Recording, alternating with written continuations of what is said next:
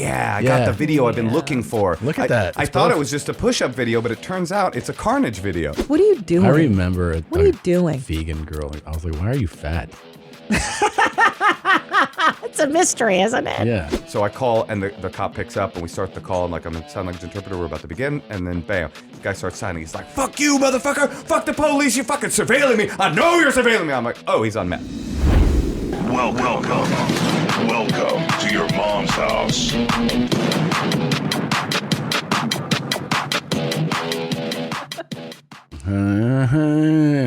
Welcome French excellence to your mom's house. Usually don't do this early, but Oh wow, it just happened. that's late breaking news. Yeah, I'm literally coming from there. Wow, I got up early this morning. Had an 8 a.m. appointment at the dentist. it's terrible. What the fuck? Well, How are they even there at that hour? I imagine they do it. You do it and then you just go back to the office. It's a drag. It's a drag to wake up. You go in, you're unconscious basically, and then you're like, "Hey, you want to drill in your tooth?" Yeah, I had it. So I get in there and they go, "All right, we got to fill this. You have They said it's the beginning of a cavity, and it's better to fill now than obviously if it progresses. They're like, it's a baby cavity, and then they go, so we'll take care of those 2 cavities. And I go, what the fuck are you talking about? 2. It's 1. And they're like, no, because it's in like the between 2 teeth. I go, you never said this shit. I got really heated actually. So when they showed you the initial X-ray, she presented it as 1 cavity. When I had, they were like, oh, you have the start of it. She was the same kind of thing. She was, you have the beginning of a cavity here. It's better to do it now than later. And I go, okay. So I came back today, and then they were like, so those 2 cavities. And I go, what are you talking about? And then guess what? What? About 10 minutes in the procedure, she goes, good news. I go, what? She goes, it's 1 cavity. I go, that's what you fucking said last time. Yeah. She's a gypsy. Yeah. And I go, I'm on to you guys. You guys have done this before. Little fucking cigans, rohat cigans. Rohat cigano. She's trying to rip you off. Yeah. She tells you one thing and then charging you twice. Rotten gypsy dentists. Did she? How many cavities did she charge you for? 1. Good. Also, Liar. a Criminal. fucking surcharge on a credit card. I'm like, huh? What's a surcharge? Yeah, they're like, oh, we charge a 3% on a credit card to pay for this. I'm like, oh, because I didn't bring cash. Do people bring cash to the dentist usually? Yeah, that's She's shady like, oh, as shit. That's our fee. And I was like, I have a fee. It's called finding a new fucking dentist. Yeah. This is a gypsy dentist. Yeah. Ripping you off big time. Get the fuck out of here. No, this is immigrant stuff. Is she an immigrant? No, I mean, it doesn't, couldn't tell because she's all this. Yeah. And I was like, why don't you lower that? Let me see that face. Yeah. See where you're from. Because I judge people based on where they're from. I want to see where you're from, lady. Yeah. Yeah. Yeah. That's true because my old Russian dentist, cash only. They do cash only. Yeah. This is what immigrants do usually. Very strange. Very dicey. I'm having my teeth cleaned. Here's $400. Like, what the fuck are you talking Well, about? let me tell you, this same lady, she told me, she's like, oh, you're going to have a brand new crown. This one's cracking. And I was like, yeah, right, bitch. But then 3 months later, I went back and she was right. She showed me the X-ray. She's like, see, it's cracked. You have to redo the crown. I was like, all right, bitch, I trust you now. Oh. But I didn't initially. You know what I mean? Like, I'm also very weary of dentists and telling me what's up. You shady fucking gypsy bitch. Yeah. Well, she did it, though. How you feeling? You still numb? Yeah, my face is numb. I'm drooling. I keep wiping drool off the right side of my face. Did you bring the headphones like I told you to? No, but luckily, I didn't remember. Then she was like, hey, we have headphones here. Thank God. So listen to a podcast. Yeah? Yeah, about Kim Il-sung. Oh, cool. About the famine of the 90s. And it was pretty cool. What's wrong with you? Last night, the kids went to sleep at a decent time. I get into bed with you, and all I hear is like the kidnappers took her, put goggles on her face. American Nightmare. Have you guys seen it? Did you guys watch it? Oh my God. I want to watch it so bad. I haven't It's yet. unfucking believable. It is really phenomenal. The story's insane. I mean, I don't.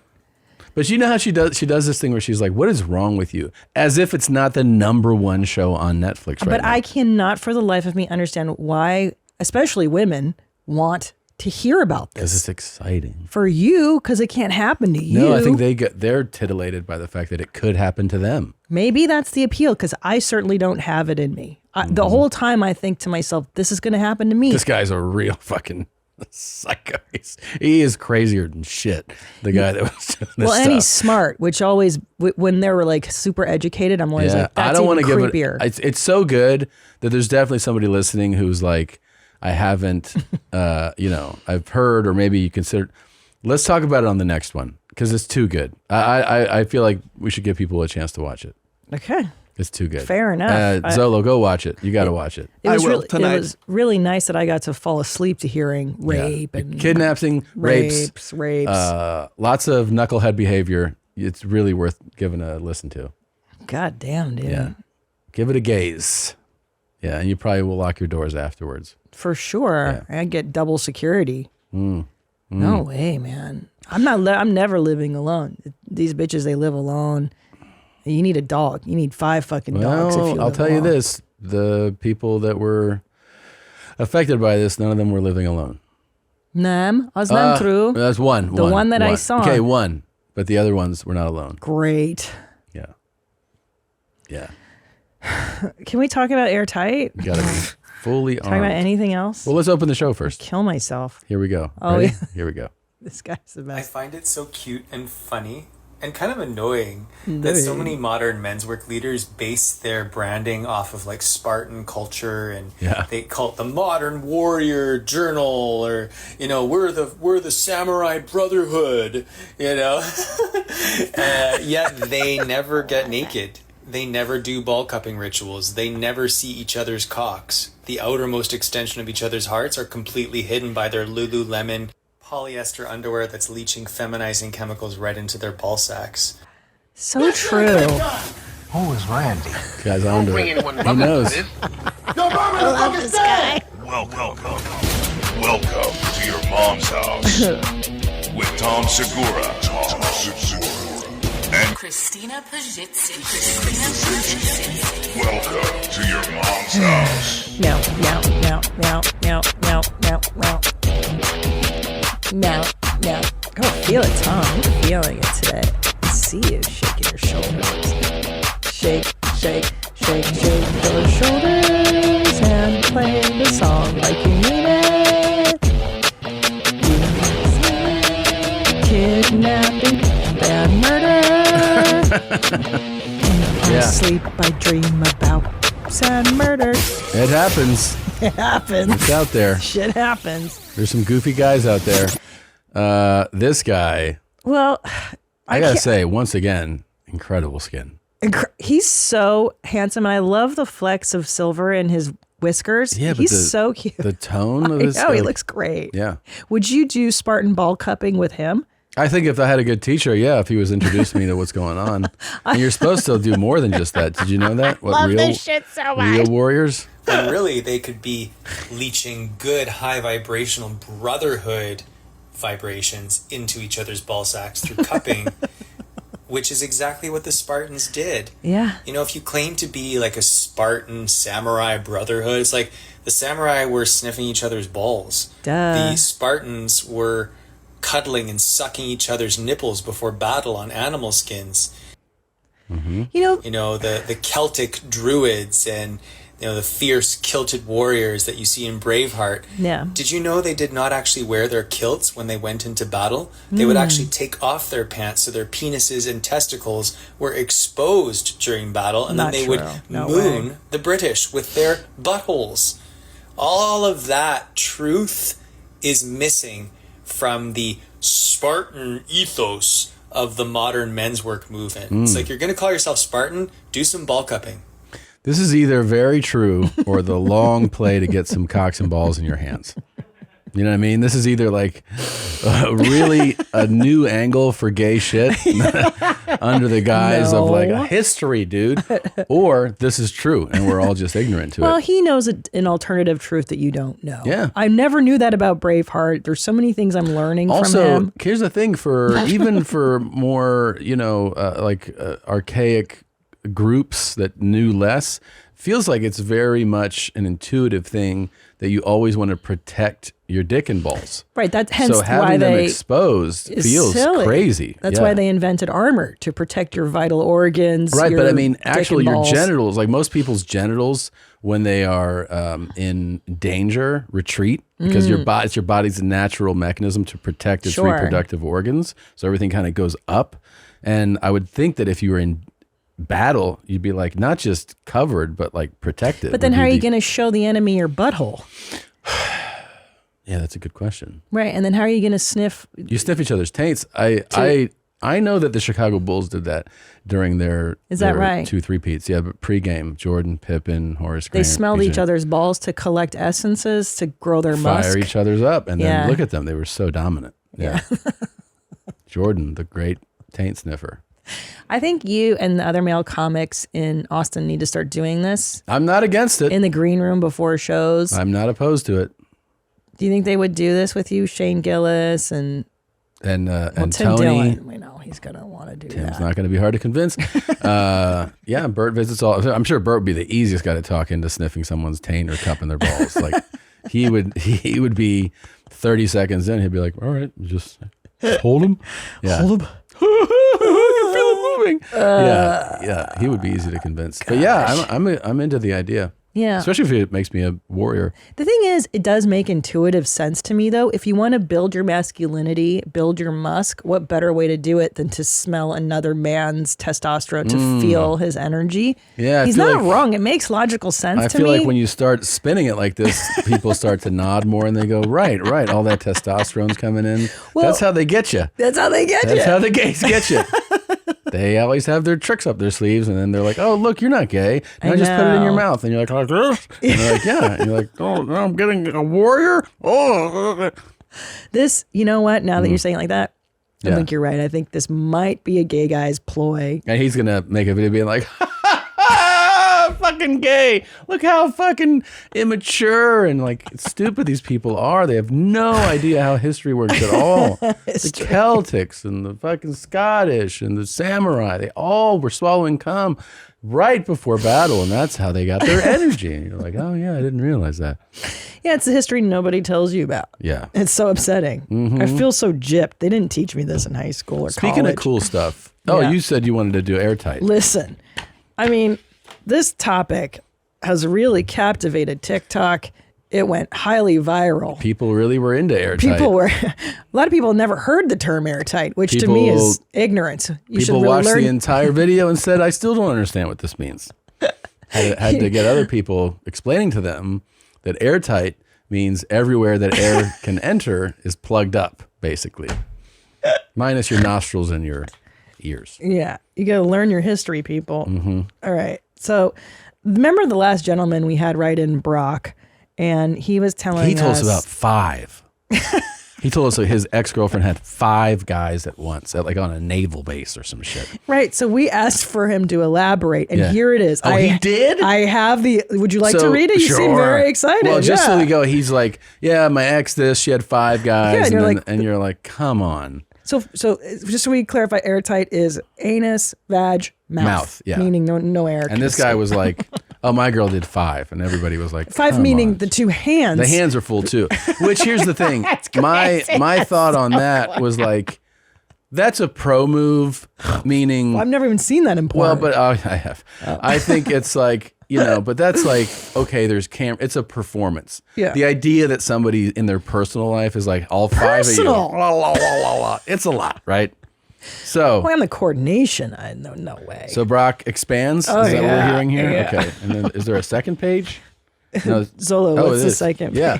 The second page is the original email in case you wanted to go back. Yeah, I got you right. So the original is that most women have had 2 guys at once, if not more, he'd say. Jesus. Okay.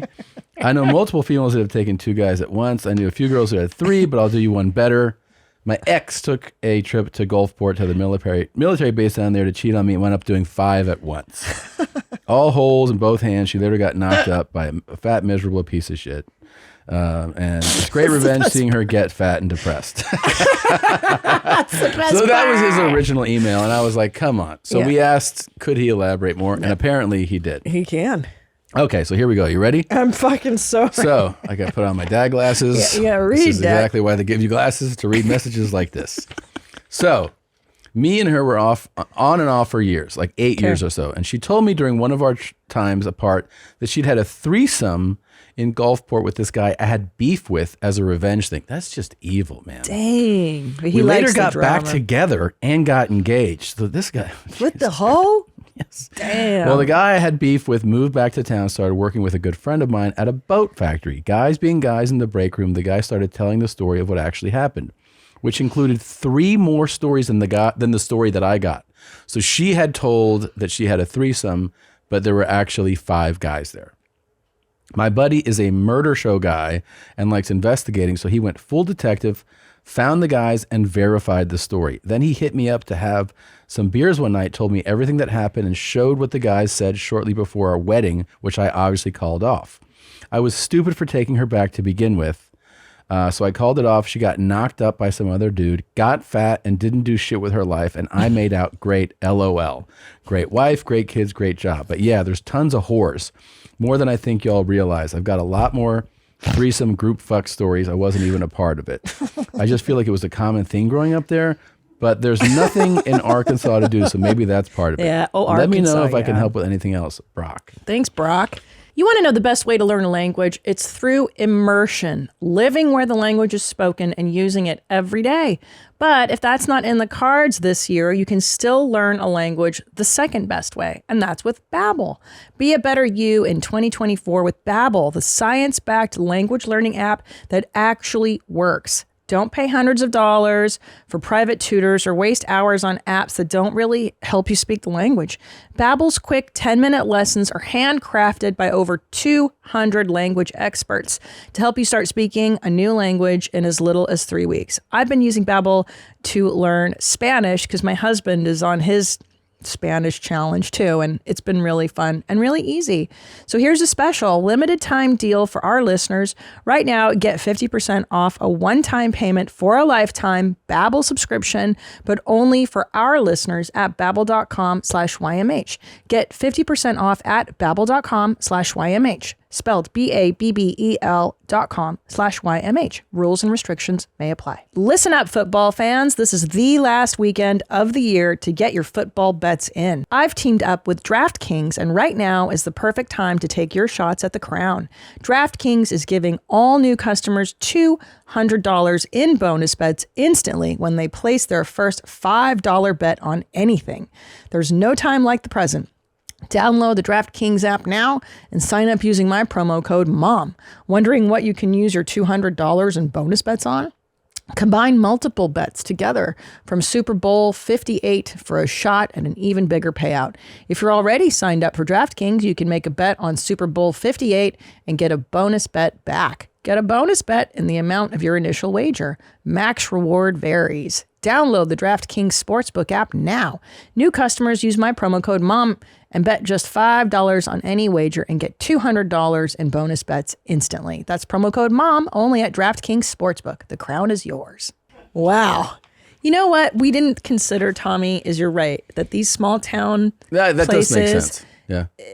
But then again, okay, so here's my thinking. Yeah, but if you live in a small town and everybody talks, That's maybe, how, well, but you're actually telling what happened. It is a Right. small circle and everybody talks and the story got out.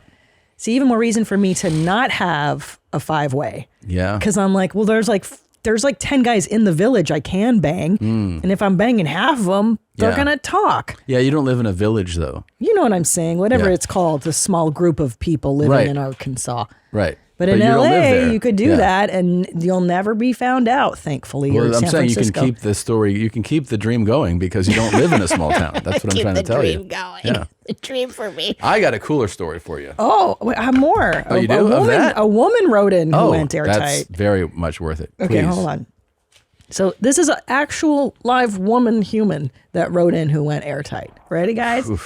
Airtight story from a woman is the email title. This didn't happen in my 20s. I was in my late 30s. Wow. The morning of, I threw a birthday party for my small kid at a trampoline park too. So don't discount moms and their wild sides. Thank you. I took on 3 dudes at the same time. Airtight. We had discussed the activities and participants ahead of time so I could prepare. The day of, I stuck to just dumb bitch juice, Pedialyte, and water. Here's the how-to. One guy lies on his back, and I get on top and ride for a bit. Then the second dude gets behind me. I bend forward as far as I can, so it's belly to belly with the first guy still inside. Then the second guy enters my ass. He controls the momentum, really. At that point, your girl isn't able to really move. Third dude comes to the front and straddles the first dude's face, more or less. I took him into my mouth/throat. By this point, I had been having sex with all three of them alone and in combinations for a few hours. So this was the finale. It's an absolute insane experience. Very, very fun. At the time, I had a long-term partner, and he had friends who were open to the experience. I don't really think it's fair to say that slighted behavior is for girls in their 20s, and they end up regretting it. Love your show. Hope I could shed some light on Airtight. Well, but here's the thing. How did the birthday party go that we opened with? Did anybody get injured at the trampoline park? Those can be dangerous. Yeah, that's a detail I wish I didn't know. Can I tell you as a mother, the first thing I think of What? is like, she had a birthday party for her kid. You know how fucking exhausting those So are? tired. And then she had the energy to do this Even after? when we've done the thing at the place, Yeah. and the kids come, you're just like, God damn it, I can't fuck three guys right now. Yeah, I'm too tired. I wouldn't have the energy to fuck two. Yeah, One. yeah, two would even be a lot. So Well, that is a lovely story. really a testament to her energy I levels noticed as well. Did you get aroused at all? No, I did. my penis- Halfway through it, I Really? was like, all right, I'm Yeah. picturing it. And I was okay. my penis actually shrunk during the story. I'm glad that you were turned on. I You noticed need to get into cupping. I know. Get I your noticed energy back. that there were women that commented that they had done this, and I'll tell you something. Those profile pictures had something in common. What, Tom? They didn't look like ladies. I'll tell you that. There was they weren't interesting church-going. group. I think this is something that's really tickling your fancy, though. You're getting I fired love up it. Now I got to Yeah. go to the trampoline park, have a birthday party, and see what happens. you and I got to plan some stuff. Well, you got to have two. Here's the thing that I'll give her credit for, or at least makes sense to me. Yeah. She's laying out that these are three people she's familiar with. And she's had sex with them independently, which is, I think, the key here. That's the key. Yeah. Yeah, you don't want just some Johnny-come-new guy. No. And who are you? And how do you fuck me? And Exactly. You get to know everybody. here's my one problem. Yeah. I don't like anal. This is You don't- not going to work. Here's the thing. You don't know This that is yet. not gonna work. No, you don't know that yet. And also, she's clearly poly. Maybe not bi, but she's poly. She's poly. And that helps. Here's the thing. I'd have to get really good at anal to go this varsity level. You can start with plugs, first of all. You can just start with anal plugs. I don't think so. Yeah, I think you're just like shooting down ideas before you really think them out. And you could definitely do a two-way. Why don't you start with a two-way before a three-way? I think the thought of like the DP part Yeah. is so intense. But just so that's what I'm saying is why are you just don't rush into that. Just V and mouth first. oh yeah, finger cuffs. Oh, yeah. That's easy to do. That's easy to do. We could go to the Finger park cuff. and find someone there. Yeah, the park has a lot of people. The dog park or the people park? Either park. Yeah. Because With dog other owners are parents? usually pretty nice. You know? Or do we go to the park with our kids playing and we find like a dad? Hello. Yeah. Find a nice dad. Oh God. I think it's a good place to start. Yeah. I think you start with two before you don't have to rush to three. Right. You start with one guy, Start with two, go to yeah. two, go to Yeah. three, and then 4 or 5. Yeah. But you got to kind of warm it up. I understand. One at a time. I hear what you're saying. Yeah. Nobody runs into Airtight. That's what she's telling you too. Like you don't just run into it. You have sex with the guys and then you guys figure out the configuration. And Yeah. she also makes a good point. It's not just for women that do it and regret it in their 20s. Like, Yeah. You can do it in your late 30s as a mom. And also, she has great memory of it. She's like, Great. it was really, really fun. Yeah, not so much my kid's birthday, but Yeah, the day of the birthday for her is really not about the birthday. She's like, that's the day that I had 3 cocks in me. so much to You celebrate. know, when they look at the trampoline photos, the kid's like, oh, this is my 8th birthday. She's like, you want to know what's funny about that day? Fun fact. What's really cool. Oh, yeah, that's the day you had the clown come. Well, it's not that. Memories. All right, I got another story for Such you. good memories. Do you know who this is? Do you know this guy?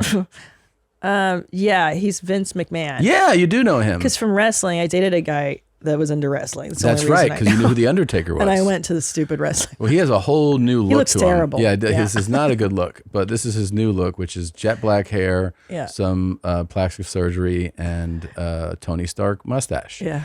And he just resigned as the chairman of WWE, which is a big deal. I mean, he has been the face of this brand The for villain. decades. The villain of the brand. Well, yes. but he's the guy in charge. He runs the show, and he really built it up into like a absolutely enormous juggernaut of sports entertainment. I mean, it's multi-billion-dollar. So, a former WWE employee claimed that he sexually abused her, including with sex toys that he named after wrestling stars in a shocking new lawsuit. Janelle Grant broke her silence about their relationship and disturbing allegations, including that he defecated on her head during a threesome. Oh, dear. And asked her to continue performing after while he went to clean himself up. So she had a turd on her head and it was dripping down her back. And he was like, keep blowing Stay that there. guy. Stay there. right there. That's cool. He sent her text messages. I'm the only one who owns you and controls you. Her lawsuit comes after the Wall Street Journal reported that last year the WWE was investigating an alleged $3 million payment from him to a departing female employee. Grant, who was unnamed at the time, claims she received an initial installment of $1 million, but no further payment. So she is seeking more money. Here's some of the texts. Can you read them? Regarding your last picture, you need your panties ripped off and 3 big black dicks in all 3 holes at the same time, 3 exclamation marks. He likes 3s. Way up your pussy, Pussey, and way up your ass as far as they will go, but even farther. And the thickest cock goes down your throat, so it makes you gag and convulse as those big black cocks pound away. It feels like from the start you're being assaulted, but it's made you come nonstop. Just one, he's such a juvenile, just one continuous constant orgasm. And just before you pass out, those big black dicks squirt their loads of cum inside. This is unreal. He's a 7th 71 grader years wrote old. this? He's 71, I think. Jeez, Yeah. I can't even, it's so juvenile. Yeah. As you lay on your stomach, the cum is coming out all your holes. I'll turn you over and jack off all over it. So hold on. Here's the crazy part. That's the best. I didn't know that was in there. Yeah, like, why is he jacking off all over? Because he's turned it? on by all this. Why doesn't he fuck So her? he would send her. He would fuck her, and then he would go over to this wrestler's hotel room and go fuck him right now. And she would do it, and then she was like, I didn't like that, and he was like, yeah, you did. Go do it again. They sound really nice. He sounds cool. Yeah, I'll read the next one. Well, guess what I just did? I ordered yet another Sattva mattress. I did. I just got the Lumen Leaf king size. I love it. It's my absolute favorite. All the mattresses in our home are Sattva mattresses. Why? The quality is unbeatable. The price is unbeatable. It's made in the United States of America, organic cotton. You know when sometimes you get a new mattress and it smells all chemically and gross? You don't get that with a Sattva mattress because it's just cotton. It's real. And right now you can go to sattva.com/theshit for $200 off your next Sattva purchase. I highly recommend you do that. I know you've been thinking about getting a new mattress, maybe upgrading, maybe getting a bigger one. You can with Sattva, SAATVA.com/theshit for $200 off your next purchase. The customer service is impeccable. I ordered our new one.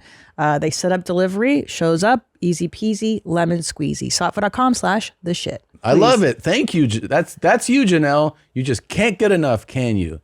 In the future, it's going to be so bad that you'll demand to be fucked twice a day and not just with blank in a 3-way. Oh, that's somebody's name, obviously. Why not let others see the beautiful, voluptuous body and watch you shake uncontrollably when you come? They'll go out of their minds. They'll find more friends and will tie you up, and you're so helpless. I'll direct them to have their way any way they want. Who can make you scream the loudest? Screen. Right. Maybe I'll just line them up and have them squirt in your mouth, pussy all over your tits and ass, and all at the same time. You'll be covered in cum, and we'll make you eat it all taste everybody's cum. Don't eat it. The next morning, you'll be a little sore, But after you're going to want more, after all that fucking is over. Oh my God, he writes a dissertation. I just passed my phone around to a bunch of guys on the tech crew. They were screaming, "Oh my God, she's fucking beautiful. Look at that ass. I'd like to get that." I paused to count how loud, how many guys. There were 12. I said, "Okay, there's 12 of you, and she would love to fuck each and every one of you one at a time." The guys cheered. Yay. But she will only do it if she takes 3 at the time. Oh. That brought a huge reaction. Oh. She wants one deep in her ass, Sure. one way down her throat, Yeah. one in her pussy. See, we're talking about Airtight. Yeah, this is amazing. This and really you can happens. pound her and keep on pounding until you pop your load. She may scream and try to say no, although it would be difficult to say anything with a cock down her throat. They laughed. I then said, "Listen, no matter what, just pound away till you squirt. Baby, these guys were having such a blast with me. Some of them didn't believe me, so I said, you are the greatest fuck in the world, and no matter how much you get, you always wanted more. And then I said, she loves cum, baby. These techs, as we call them, were having the time of their lives listening to my truthful story. I then said you would take a 10-minute break between each fucking, but then you would get back on your knees, your hands and knees with your ass in the air and say, okay, I'm ready. Who's next? LOL. I drove them wild. It drove them wild, baby.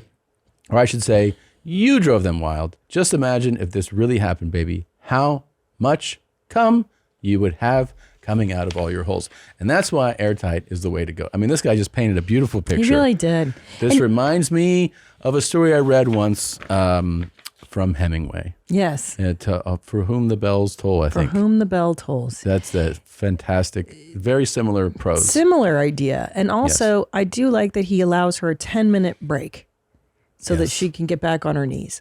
Recuperate. It's nice that he factors that in for her. It is crazy that this is the chairman of the WWE.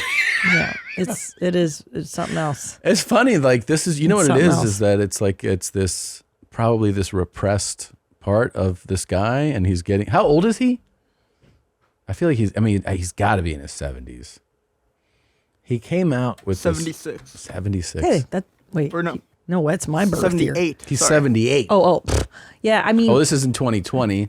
So he was 74 when he's he all sent these. juiced up. He's still so juiced up. 74 sending these is wild. Can I just tell you too, like, I mean, I guess I'm very nervous, paranoid. How do you send these texts to just hoes? Like, you know this shit's going to end up on the internet, bro. What are you doing? How do you not even think, like, I shouldn't text this? Maybe a phone call, but even then, could be recorded. Like, Because he's not thinking that that's going to happen. he's just so juiced up. Yeah, he's just fired up, and he's just like, there's so much cum, and you're so good at this. Yeah. It sounds like he really likes the cum. It's all about seeing other guys cum and big black dicks. He think likes that part. He also liked, I think he, thought of her as like this sexual, like, being. Like, you just need all this stuff. Yeah, you need all the cum. like he's doing her a favor. Oh my God, almost. he looks so great. He looks I so love this ghoulish new in look. this new one with the mustache. Look at that one. He looks like Vincent Price. Yeah. Darkness falls across the land. So he was sending her, scroll up a little bit. Wow. He was sending her to that guy's room, the guy below, right Yeah, there. mhm. One down, one up. This old guy? That guy. That Oh, guy wait, was... that's him. Sorry, I thought that was Laurinaitis. No, Because he was sending her to this guy named Laurinaitis. He was a bald guy. Yeah, and he was like, "How was that?" And you could see the text, and she was like, what? I didn't like it." I'm not interested in doing Yeah, this again. he's like, Thank "Yeah, you please." did. Go back there." I feel like I was assaulted. Didn't have a choice. Yeah, That's really cool. but he was a sharer. You can't call him selfish. No, it He is was cool all about when people get a lot of money and power and they Be just like if I go, they stay cool with it. You know? go over to Zolo's place, and then stop by Annie's. They're good guys. How big was that cum? Did you cum a lot? All right, I'll see you tomorrow. My question is, did she in any way invite that? Like, was she like into this at all? I do you mean, we think? don't know. Yeah, you I don't know. I think in stories like this, you really don't know. You have the no details. idea what the hell. the Her dynamic- version of it is going to be, I felt pressured to do this, Coerced, right? yeah. And Of course. and then he's going to be like, "I thought you were having a great time," because we're also only seeing one text message right now. Look how different he used to look. Yeah, More that's- importantly, yeah. look how much better he looked. I think. Well, that's also a younger guy, right? I know, Yeah. I know. But I think it would be fun or interesting, I should say, to see the other texts. Right? The responses. I would like to see if she's like, I came so hard. LOL. I don't know why he's LOLing either. Yeah. Jeez. This is a really cool text. That Thanks, look Tom. is insane. Yeah. This Why are you choosing this look? Unreal. Unfucking real. And we went from having gray hair to fucking dark hair at 78. That's always the bad choice, is to go from just Insanity. gray, stay gray, get your plugs, right, and keep it gray, and you won't look totally right. crazy. And you can do some like darker streaks in there. Yeah, you know, like you can darker darken gray. it up a little bit. Mm-hmm. Would you rather's? I'm ready. I know you told me you have some. I know. I'm sorry. I really have to urinate so bad. Can I just piss really quickly? Yeah, of course. Okay, I gotta go, but then I can really focus on this. I made pee come out of my pee holes. We're back. We peed. Yeah, so much better. I can't think when I have to pee. I get it. So Vince is so cool. All the cum and the shitting and the. It's very cool. Yeah. Anyway, I have some would you rather's for you. You haven't had one in a while. Yeah. But I'm very excited about it. it. Are you ready? Yes. Okay. This one's personal between you and me. Would you rather I change my hair and I get either really short blonde hair? So I'm still a blonde because I know you like blonde, but it's super short, like sad short? Midwestern mom cut. Like a Midwest. Okay, a Midwestern. Yeah. It's very specific. Very specific look. Yeah. Like depressing. Okay. Or long black hair. Long black hair. That was quick. Yeah. Why? But you like blondes. You're not into the dark hair. I'll take it over that mom cut any day. Yeah, it's pretty gnarly. It's the worst. It is the worst. Long black hair. Now, I please. promise I'll never do a mob cut. Okay. Okay. Now, It really is the ultimate. It's like somebody shutting off a valve to your penis. Well, you're sending a very clear message to society, which is like, I no longer make estrogen. I'm a man. Yeah. I don't want to be a member of the woman species. Yeah. Whatever, Everything is woman shut gender. down here. There it is. Shut Those it down. cuts, yeah. Yeah. The longest, blackest hair in the world, please. Long and dark. Yeah. God damn, dude. That's brutal. Okay, would you rather I be too tall or too short? Too tall. Wow, so quick too. Why? I think tall is attractive. I'm not trying to make anybody short feel bad, but I just as like a partner, like I would just rather. Thanks for calling me your partner. Yeah, as my male friend. I would just I just find it more attractive. I just feel like short, really short doesn't do it for me. It's just not your jam. It doesn't. It's I'm not for you. into it. If you're telling me like 6'1" or 5'1", I would take 6'1". 6'1", Yeah. but I would tower over you. I mean, tower. I would be. Well, Not if I were 6'7". Sorry, no, I was just thinking that. Yeah. I'm just saying, like, I would be at your height. That's fine. And that would be fine. Doesn't turn me off at all. But me being like, "How are you?" That's not your jam. It just feels weird. Some guys I went out with I dated 2 girls that were 5 feet tall. And Yeah, I mean, just some guys fine. love, like they demand. no, it's some guy's favorite thing. It doesn't do it for me. Yeah. Yeah. Okay. It's now, like, what are you, a fucking kid? Grow up. Okay. Jesus Christ. What are you in fucking middle school? Put some stilts on. But they do a lot of times. Short ladies wear really high heels. They Fine. love to wear high heels. And now I she's don't like all them. of 5'4". Yeah. No, I'm not into it. And spinners. They call them spinners. Yeah, I've It's a had whole them. aesthetic. Yeah. Did they spin on your cock? Of course. Stupid. Yeah, and it's fun because you treat them like they're little rag dolls, but it's like, yeah. Okay. And then would you rather You accidentally break them. You're like, oh shit. I think that's what it is. The I appeal. didn't mean to. I'm sorry. I'm so sorry. I mean, I guess the appeal is like they're so petite and tiny. Yeah, and it like, is. I'm so much bigger than you. I get that. I would like that. Yeah. If I were a man, I want like a tiny girl. I'd be like, oh, you're so petite. I could break you and fucking kill you and That would turn you put on. my dick and then break you with my dick. I understand that. God, you're so obsessed. So like, you really need to start talking about this more in private sessions. I need to break you with my dick. But I'm trying to imagine what it's like to have one. I wish I could feel it once in my life because I feel like that's the thought I would have in my head. It's like, I'll fucking break this. But you don't think that when you're doing it with me? You're like, I'm fucking. Yeah, I try to hurt you, but I Break don't like, What? I'm not trying to please you. I'm trying to make it go, ow, fuck, ow, stop. Okay. Yeah. And it is easier with the tiny ones. That's true. Yeah. Okay. They scream more. All right. Would you like to hear my other one? Done? And this one's... If you keep crying, I'm going to come again. Yeah. Go ahead. Go ahead. Okay. This one's more psychological torture. Okay. And would you rather I be hardcore Christian or hardcore vegan? Ugh. I know. Because both are equally annoying. Like, not that all Holy Christians are annoying shit. or all vegans are annoying, but the kind that's like militant and then they have to preach to you. Like the type of Christian where the ones when I post on TikTok who are like, how I work out and honor Christ. And they have to wear like the Lululemons with the Bible verses and they read the Bible in the gym.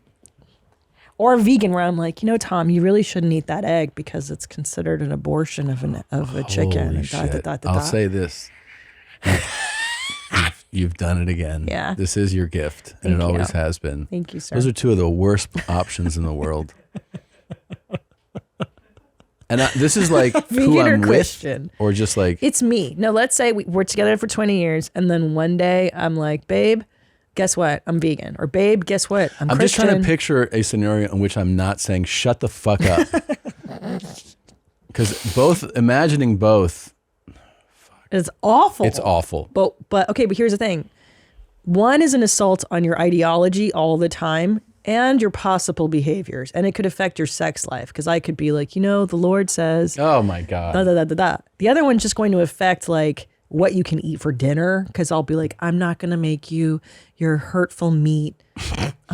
I'm vegan now. You have to have tofu and fake cashew cheese. Yeah, the problem with both of these is that they are affecting every window of your day. You know what I mean? It's not like, it is how you wake up. Eating is like one of the pleasures of life, joys of life. And to have somebody that you're with all the time who's constantly contradicting what you want to eat. So awful. And constantly... Because you're saying you're not just vegan and quiet. You're a browbeating militant, and I'm gonna try to convert you at every. Or it's like you open your baby bird eyes, and I'm like, "Good morning, the Lord has blessed you with another day." Oh my God! Or it's, "Good morning, would you like a vegan tofu scramble?" I guess, but here's the thing, because there's so much nuance to this. Yeah. Are you right now? You just made those kind of pleasant. Are you pleasant about these things?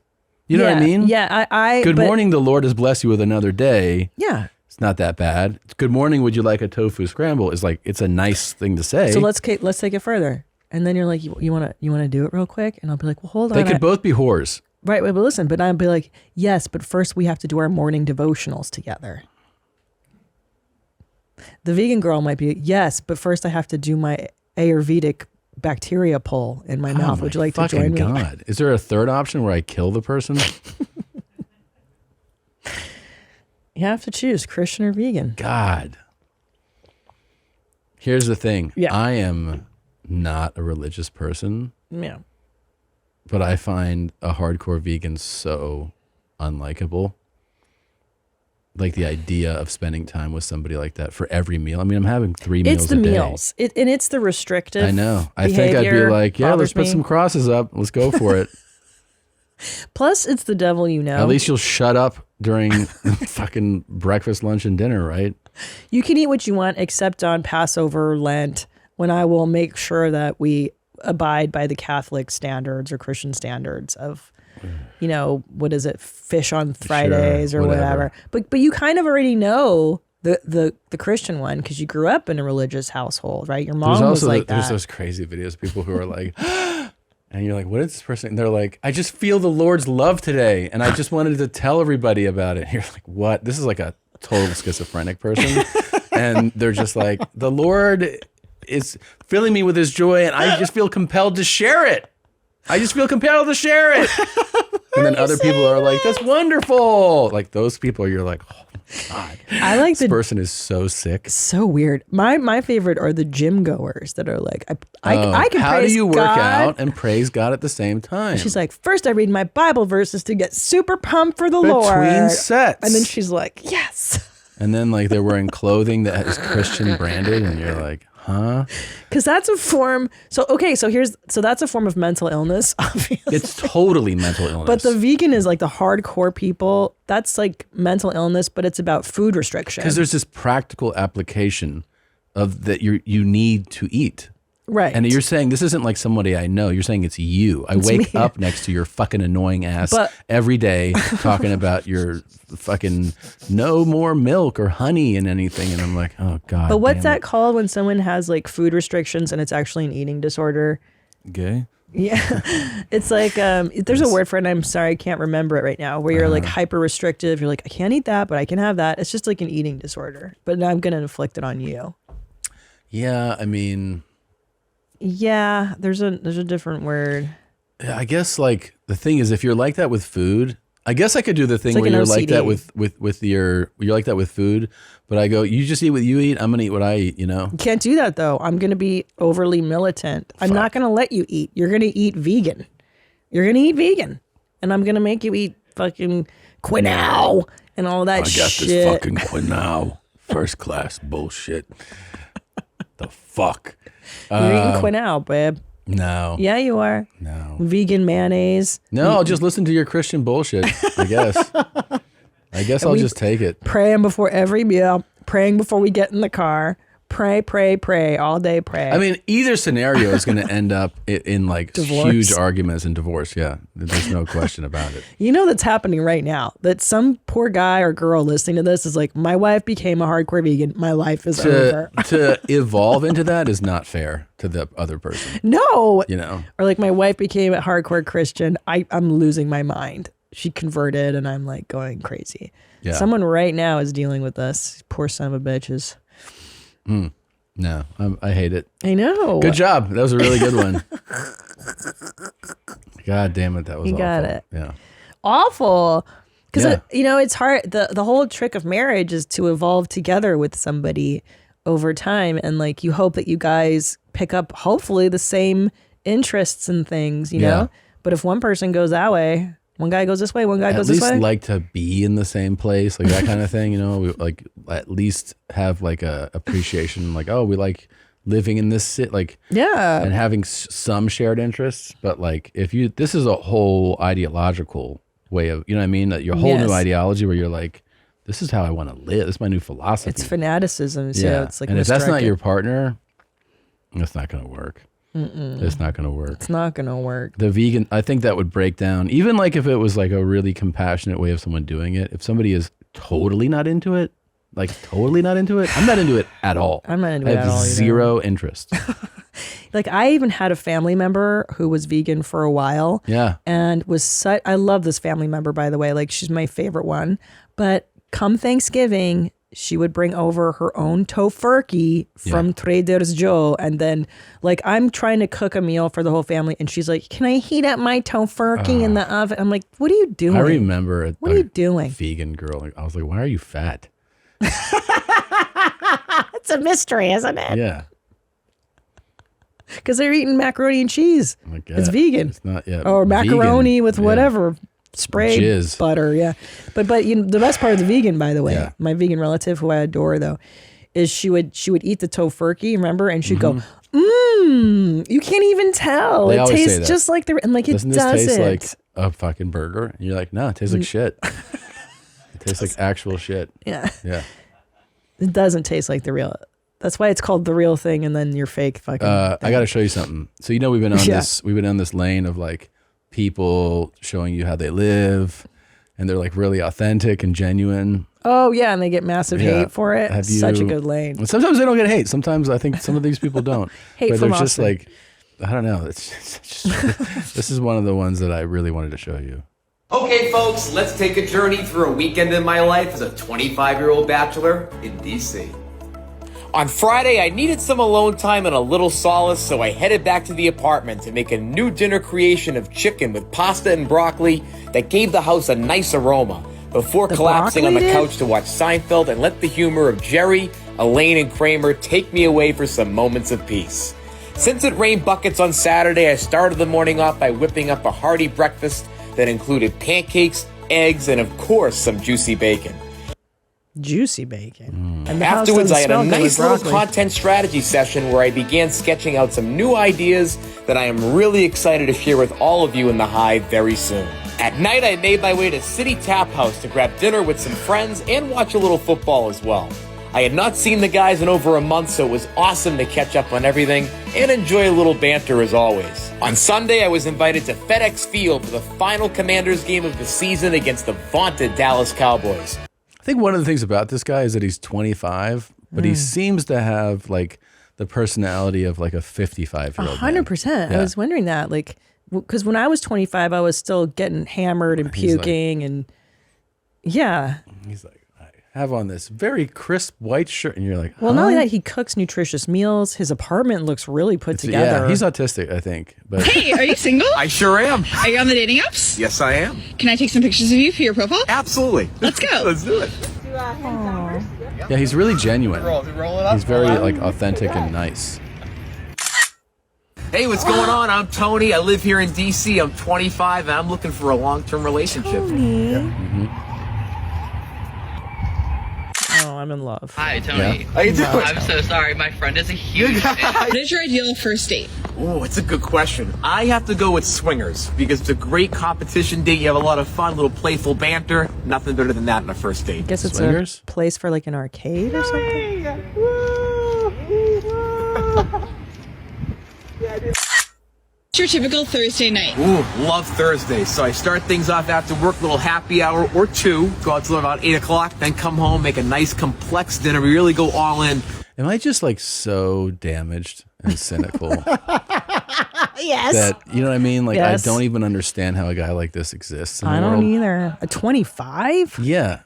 And like I don't understand how he's not like, you know, more of an asshole. I guess am I just You're so broken. I am, and I'm just You and I surrounded both by are- assholes, and We're damaged and broken and sad inside that we can't fathom that somebody is this innocent and happy.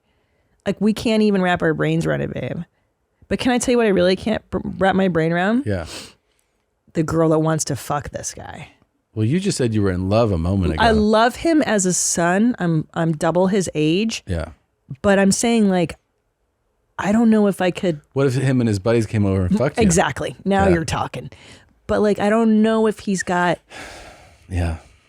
F-ability, and I worry for What's him. a green flag you look for? The ability to have meaningful conversations and really make a good connection.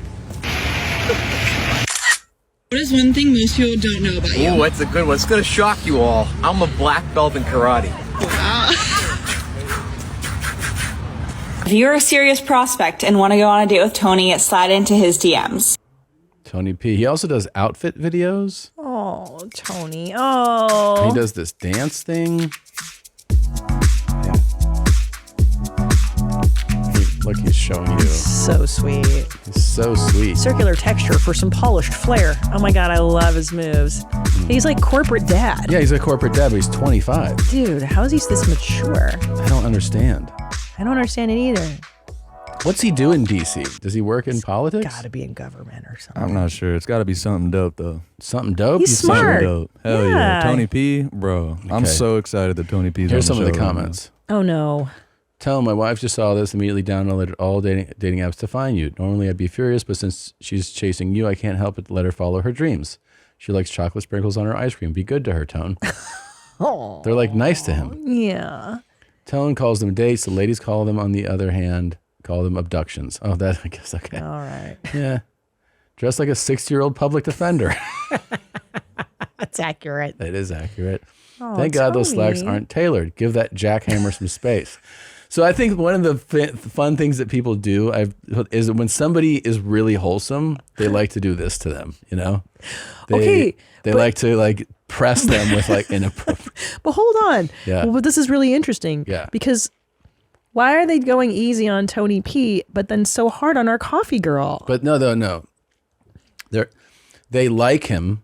See, the coffee, there's layers to this. Like, he's more aligned with Neve, the girl who has like the dad jokes. Right. They're just wholesome. Right. They're wholesome. So what they do to wholesome people is they sexualize them because they know they're not ready for it.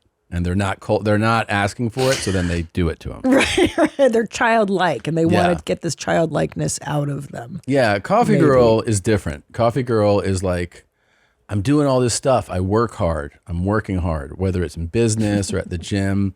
And then they're just bullying her based on appearance and the fact that, like, you're saying you do stuff and you're not doing it. Gotcha. It's a different lane. I am so foreign to nice normalcy. Love the way your jacket shapes you like a UPS package, Tone.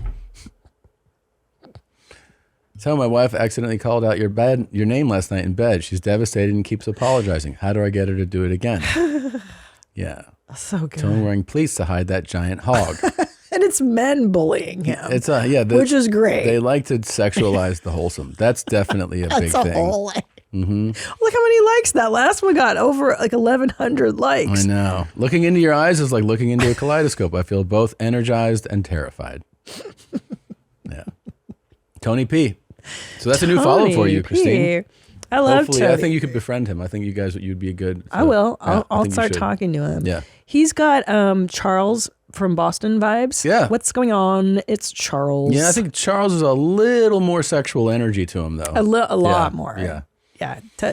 Tony P needs Tone's to. got to do one of these where he grabs his dick at the end. Uh-huh. You know, like he's like, I'm wearing this, and then he just goes, right here, 100%. Yeah. Because I mean, this may sound so stupid, but I finally just figured it out in my 47th year of life is that the Tony P's of the world are, betas, to quote our good friend. And but here's the thing. Hold on, listen to me. One second. Let me finish the thought. Finish it. Is that the type of woman that's attracted to beta is the dominant female who is the male, the masculine energy. 1,000%. So he's going to have to be with a bitch, a real ball buster. Maybe. Unless he ups his masculine I think there's game. something else that could happen, though. This guy's genuinely I think he's authentically a really nice guy. Yes. And I think he actually just wants a real innocent, wholesome girl. That's the other a lane. big V, A Christian V. Yeah. But she's and he gets to say sweet things, and he's like, I made you some grilled chicken. And she's like, I appreciate that. And then he's like. And they're Disney adults. Yeah, Disney adults. And they get to be Disney adults because they're so innocent and they're young and sweet. And they wait to do stuff. They go to church together. And that's who he is. It's crazy that it's a real person. I think you don't usually see, like, we're at the age now where it's wild to see it in someone younger. You know, you go like, you're 25? Because you think about yourself at 25. You know what I mean? You're jacking off in a cab and like, you're doing like crazy shit. 25, I'm off the rails, bro. Yeah. I was already like... blacking out. I was blacking out, waking up in yards. Like, by what 15, yard is this? I was already doing that. I was already gone. Well, Tony P, we wish you the best of luck. And, I love you, Tony Please keep P. posting these cool videos. All right. Ready for a break? Yeah. All right. We'll see you guys in a moment. All right, ready in 5, 4, 3, 2. That's for me. That's just for you. That's for you. You guys get a Jewish producer every time you have a Jew on? Only. It's a lot of work. Because they're always like, can I stay? And they're like, no. But back for the second time, right? I think this is the third time. Third time. Because every time I come, it's a new and nicer studio. That's the wait till you see next year. Yeah. It's going to be incredible. You have a new book before we move on. New book called Subculture Vulture. It's out now. It's the great Moshe Kasher. Hey. Yeah. Glad to be back. Welcome back. Thank you for coming me. back. Before we get it, there's a lot to talk about, but the book concept is very cool.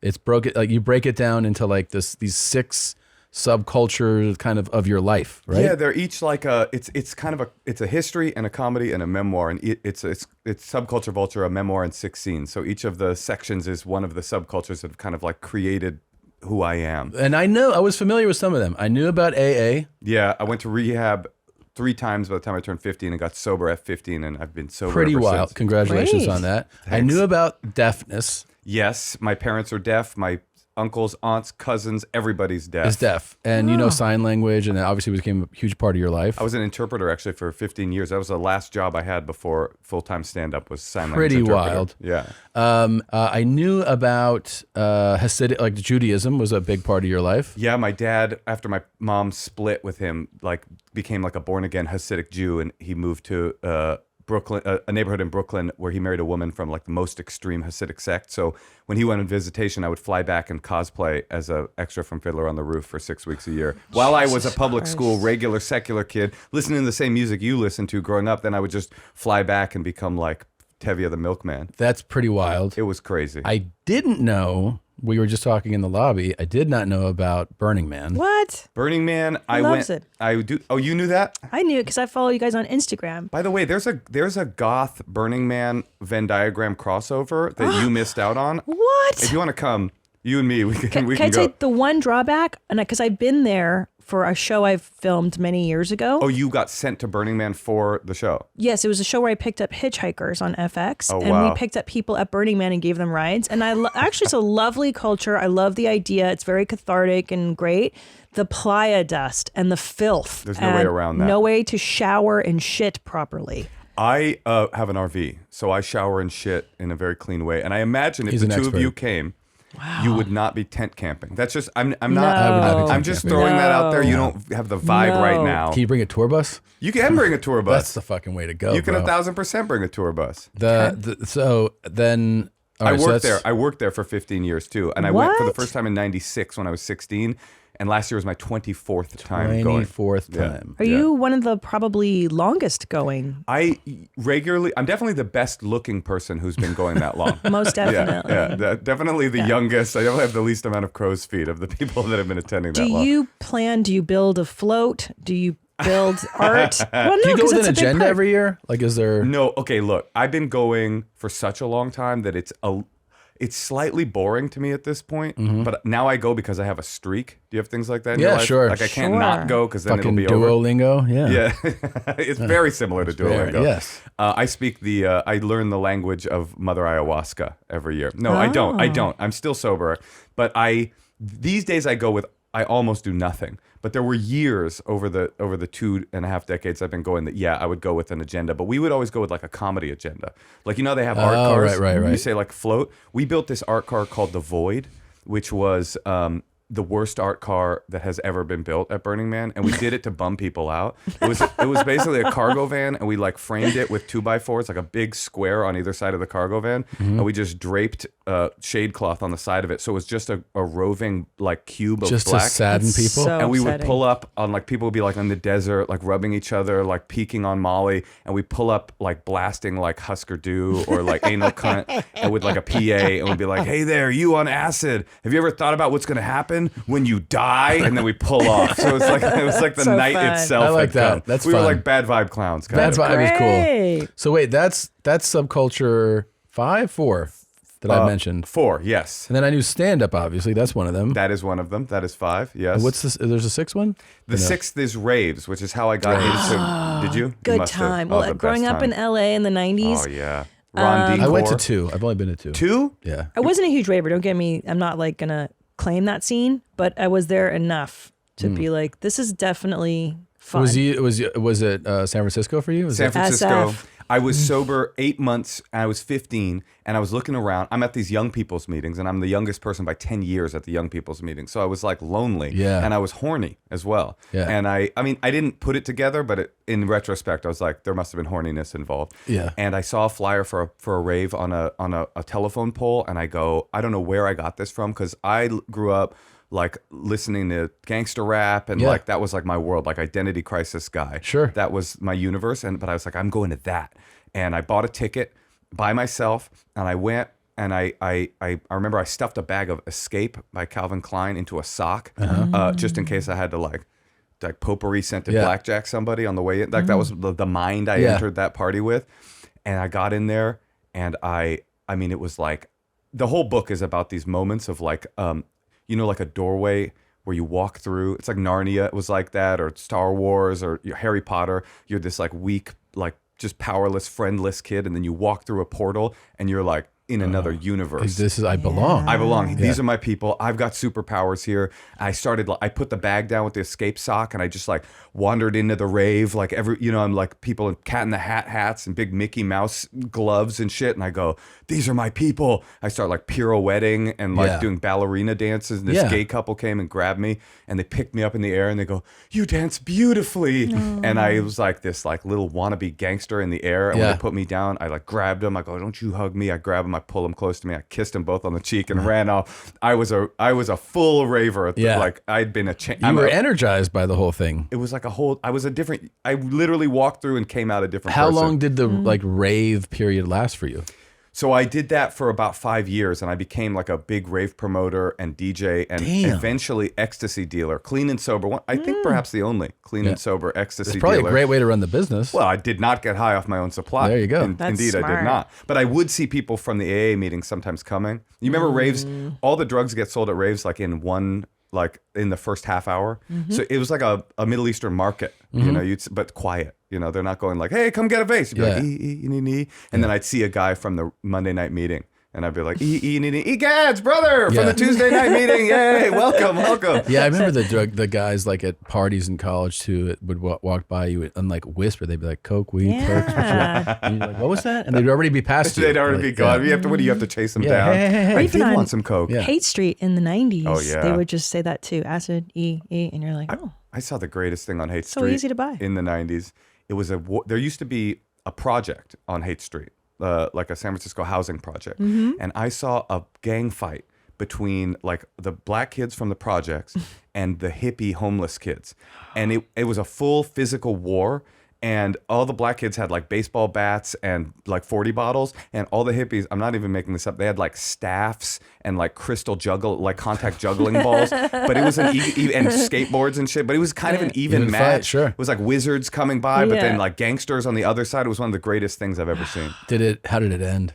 I think it just sort of exploded, and then they all went down to Golden Gate Park and played acoustic guitar. That's together. cool. That's very cool. And hacky sack. You had a great. You always bring up something wonderful you saw.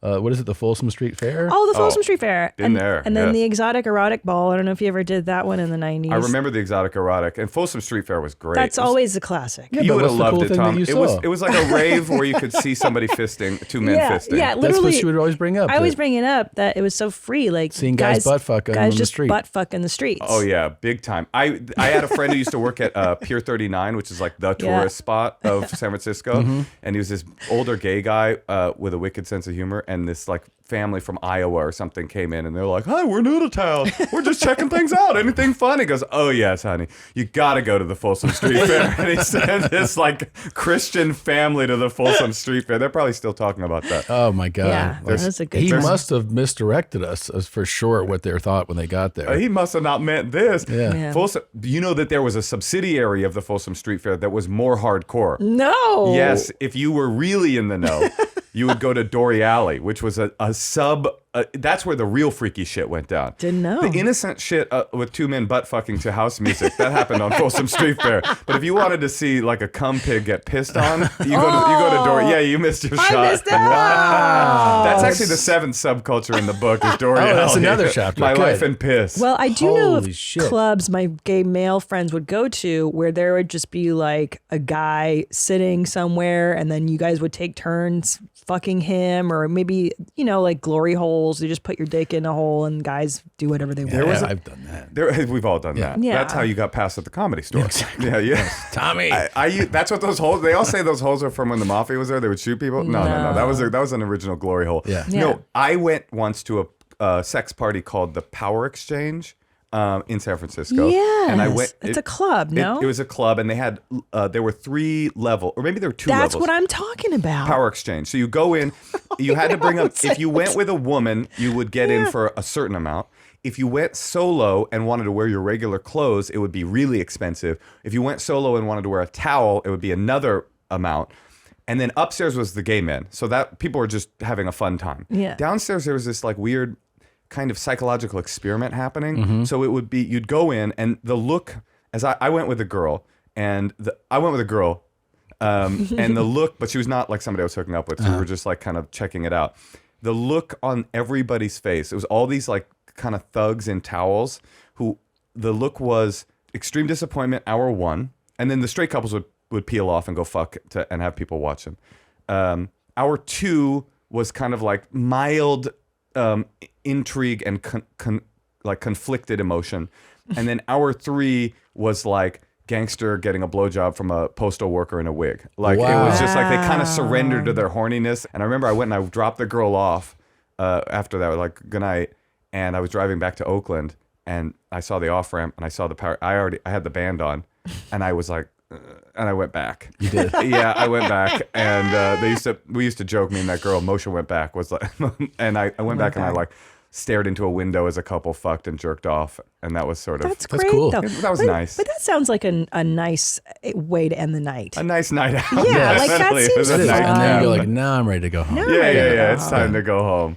No, this is what I want to ask you before I forget about deafness. Power exchange. So, have you done shows with a sign language interpreter? Oh, sure. Yeah. So, for people that don't know, this is a thing that happens in stand-up, and the first time it's usually quite a surprise where you'll be at a club or you're at a theater, and they go, "Oh, there's a hearing impaired person in the audience," and you're like, "Okay," and they go, "So there'll be an interpreter on stage with you," and you're like, "What do you mean?" They're like, "Well, if somebody calls ahead and says I'm hearing impaired, they can request, and we will by law provide an interpreter." So you are literally standing, doing your show, and then depending on the size of the stage, maybe 10, 20 feet away or whatever, there's an interpreter throughout your act. Right. But you'd be one of probably the only, if not the only comedian who actually speaks sign language. Do you interact then differently with them? I do a thing sometimes. They kind of hate it. I mean, every comedian kind of does the same thing where they play with. I've never had a bad show with an interpreter. They're by the way. It's always so much fun. good. It always adds this like weird new dynamic where you can kind of play with it. But usually, what comics' instinct is to like make them say something sexual or off color, yeah, yes. and then everybody laughs and we all have a good time, and then the interpreter goes home and cries. Yeah. I will do a thing where, because their job, and no one knows this except me and the deaf people, their job is to not only interpret what I'm saying, but to say what the deaf person is signing. Right, that's the second half of the job. Say what the deaf person. So usually the way you interact with a sign language interpreter is that you say your act and they sign it, right? But there's a second half of the job, which is a signing person signs and they take the mic and they say what you are signing. You know what I'm saying? No. The deaf person signs, and the hearing interpreter has to speak in English what they're signing. Oh. That's the second half of the job. And it doesn't ever happen in a comedy show because Right. that's not there. But I worked for 15 years as an interpreter. I did.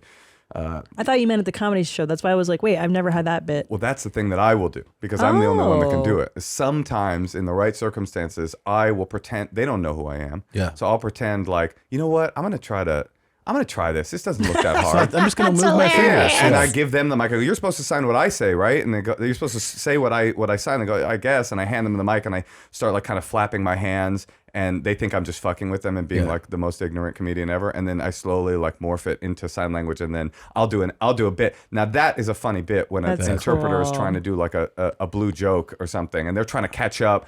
And I'm like correcting them. I'm like, no. I said my balls were filled when I went to the Folsom Street Fair. They were full. I got pissed on in Dory And Alley. you're doing it all in perfect sign language. I will morph it into perfect sign language and force them to say that. That's a fun bit. Does it fade on you if you don't use it? Because, I mean, do you still use it quite a bit? I use it because my mom, I still sign to my mom, but I'm rustier than I used to be. When I was right before I transitioned into full-time stand-up, I was like at the heights of my powers. Yeah. I was working on the internet. Webcams were invented. When I was a little kid, I would have to call my mom. And the way that I would call my mom is I would call on a phone, like a regular phone, to a service, and there would be an operator that would pick up. The operator would hear my voice, and then they would call, and they had this thing called a TTY. It was a teletype machine, and you would type the message. And so, me and my friends used to I would fuck with my friends and call them and be like, I would like call my drug dealer. Yeah. He was very mad when I did this. I thought it was funny, you know, because I'd call him and be like, yeah, I need a 20 sack. And he'd be like, get off the phone. Do not ever call me with the, I was like, oh, it's fun. It's fun. We're having a good time. But then they invented webcams. And so an interpreter would do it. And it was so much smoother. And I was that interpreter. So that was very surreal because I used to call the people. I used to be the person calling. And, I would call my mom and the phone would pick up, and it'd be like, hello, my son. I'd be like, oh, mom, are you a black dude? And at that time, That's she rad. Hello, So bastard. that would be the interpreter calling you. It would be the operator, right? Yeah. So now it's an interpreter, so the conversations got a lot smoother, right? And you could call any kind of call. So I did that for 5 years. Any kind of call you can imagine, anything that a deaf person's calling for, you're calling for too. And I'll tell you the. I'm trying to think which one. This one's a good one. This dude called one time, and I could see on his face like he was agitated. There was something up with him, and he's like, "Call the number," and I go, "Oh, okay," and I press connect. And it's a police station. It's like, whatever. Austin Police, can I help you? And the guy starts signing. And my job, one of the rules in interpreting is a big rule. Never, ever do third person. Never say, he said he wants a pizza. Right. Always say, I want to order a pizza. Yeah. You can get fired for doing third person because it's like this reminder that the deaf person isn't in charge of the call. And there's like a person, Right. like a He's helper. saying that he wants it. Yeah. You don't ever do that. You can be fired for this. So that's a rule. So I call, and the cop picks up, and we start the call, and like I'm a sign language interpreter, we're about to begin, and then bam, the guy starts signing. He's like, "Fuck you, motherfucker! Fuck the police! You fucking surveilling me! I know you're surveilling me!" I'm like, "Oh, he's on meth. Okay, this guy's this is like day 4. He hasn't slept in days." And he's like, "Fuck you, you fucking stupid fucking pig! Fuck you!" And the cop, unflappable, professional. The cop's just like, "Sir, if you don't calm down and tell me what's happening, I'm not going to be able to help you. I understand that you're upset," and I'm signing all this shit. And he's like, "You can fucking suck my fucking dick, you stupid pig." I'm stoked at this point. I'm able to call a cop a pig with total impunity. I'm loving it. I'm doing snorting noises. Everything's good, right? I'm just like, "Fuck you, fuck you." The cop's like, "Sir, I want to help you, but I can't help you." He's like, you can help me by sucking this dick, you little bitch. Fuck you." And then he signs, "Fuck your mother." And there's silence on the phone. And I go, and the cop goes, "What'd he say?" I go, "Oh, hold on, just getting some clarification here." And the guy goes, "Fuck your mother." And I go, he said fuck your mother. He said it. He said, I didn't say that. He said fuck your mother. The cop loses it, full out of, he's like, "Fuck my mama, fuck you, motherfucker, fuck." And then they're just going back and forth, "Fuck you, fuck you, fuck you." And I hung up the call. Luckily, nobody, it was such a dramatic situation that nobody noticed. Wow. I jumped out of professional composure. I could have been fired. And you ended it. Well, I didn't hang up. The call came to a lovely conclusion. Yeah. I don't think that guy ever got help. Holy That's cow. crazy that's what throws people off the Well, ledge. they shouldn't. That's my mom. That's my mom. Don't talk about my mama. I had another call once. These two dudes called, and they go again on their faces. They're like, "Okay, call." And I go, "What's up with these faces, man? Why are you?" And then the call picks up, and I realize immediately why. It's like, "Tons of fat-titted, horny babes are fingering their juicy slits waiting for you right now. Press 5 to be connected." And I'm signing it. I'm like, "Tons of fat-titted, horny babes are fingering their slits right now. Press 5 to be connected." But then I got to tell these guys, I go, "Guys, I got to tell you, I'm sorry, but I can't press 5. Like, I'm not allowed. This is a pay-to-play situation. This is phone sex. I can't connect you." And they go, "Oh my God, no, we don't want that. Phone sex, no. And I go, "Oh, whoa, this is hilarious. Like, wrong number. Oh, they were trying to call some other number. This is like a weird." They go, "No, we don't want phone sex. We want a woman to come to our houses and have sex with us." Oh, right. Phone sex would suck. Yeah. I go, "Oh, I mean, you mean a prostitute?" They go, "Yes, yes." Do you know anybody? I go, and like, I'm a CODA, and I'm a child of deaf adults. Like, in my DNA is the desire to help. And any time I spent my first 15 years of my life in a non-consensual sign language interpreting internship with my mother. Like, I signed every doctor's appointment she ever had, gynecological appointments. Life was good. And then I started getting in trouble. The AA stuff, I started signing at behavioral meetings, of which I was the subject. So it would be about me, right? It would be like, "This guy fucking, pulled the fire alarm, broke the window. This guy sucks." And I would have to like, you got to kind of shave it a little bit. Yeah. You can't quite be like, "He's cool," because then my mom would be like, "Why'd you call me in here to say he's cool?" So you have to be like, "Well, he's got some problems, but we think he's charming. Maybe a future in stand-up comedy." Like, wow. So you do like a full, like, kind of tilt of what the conversation, but like, you had a couple degrees. Yes, a couple degrees. You had to like seed enough information that it would make sense, but not. He's been misbehaving. Yeah, but we really do think he shows promise or whatever. Anyway, so it's in my blood. I want to help deaf people, but I go, "Guys, I can't. I don't know. You're out of state. I'm not a pimp. Yeah, I don't know anybody." And the look of disappointment on those two guys' faces when they hung up, I still don't know if they got laid. It was sad. No, because how do Moshe, you they find? They did. You think they did? They did. That's they nice. Did. You have to find a person that understands sign language like a pimp. A deaf pimp. Yeah, deaf it's pimp. so hard to find. Well, that's a whole thing, by the way. Sex workers for the disabled. I mean, deaf people, they get I know laid. there's the sex I hope worker so. for like the guy that is like completely immobile. It's like a caretaking sex worker, right? Yeah, and like, when you learn about sex workers for the disabled, you start all your judgment that you may or may not have had for sex work starts to like dribble out of your brain. You go, this is like because we convince ourselves. Deaf people, I don't even think count in this world because deaf people, they're interacting in a pretty able-bodied way, But people who are severely disabled, who can't move, they're as horny as we are. Right. And we like to think of them as like, oh no, you get disabled and then your sex drive goes away. But that's for us, so that we don't have to think about how you can't even masturbate. Some people are so disabled they couldn't take care of And they themselves. want to. And they want to. Terrible. And so these sex workers that work with the disabled, they're fucking heroes. Yeah, of course. Straight up. Straight up, homie. Straight up, homie. No cap. Damn, no cap. That's how I talk. Yeah. God, dude. What do you think of this? We have the cutest pair of mother-daughter buttholes to do. My client's mom is an absolute bombshell. She has blonde hair. She loves daisies, wine, and she loves the ocean. Yeah. So Ocean. I gave her a little crown of daisies, wine bottle, and a super cute seashell. And I also did cat ears because they have 3 cats. They also love working out, but I was a little worried to overcrowd the mom's butthole. Yeah. I didn't want to overstuff it, so I just left it there and then moved on to the daughter's butthole. She has brown hair, she loves sunflowers, and she is in nursing school. So I decided to do cute little sunflowers. I gave her a stethoscope, and then for hers, I was able to put a little weight on there. I absolutely love this pair. My daughter is always going to think her mom's a giant pain in the ass and vice versa. But for these two, they're still best friends, which makes these BFF buttholes so much better for the two of them. It's cool for a mother. That's a really beautiful. Would you get it for your kids? Oh, we already have. Absolutely, We ordered it. I tried to order one for a buddy that goes to Doreali, and it was so expensive. The amount of Fimo clay that she had to use it definitely could not be overcrowded, that particular butthole. It was just the entire city of San Francisco pouring out of it. Speaking of nudity, your wife and Bart Kreischer. So good. Oh, it's Bert Kreischer. No. He's he's actually kind of famous, honestly. Bart No, Kreischer. yeah, no, I know. Yeah. Did I miss say it? No, I don't know. But Bart went crazy one day. He was like, "You'll never believe what just happened. I was at the Improv. I got up stage." Did he cry? Hell yeah. He's like, and Natasha went up and took her top off.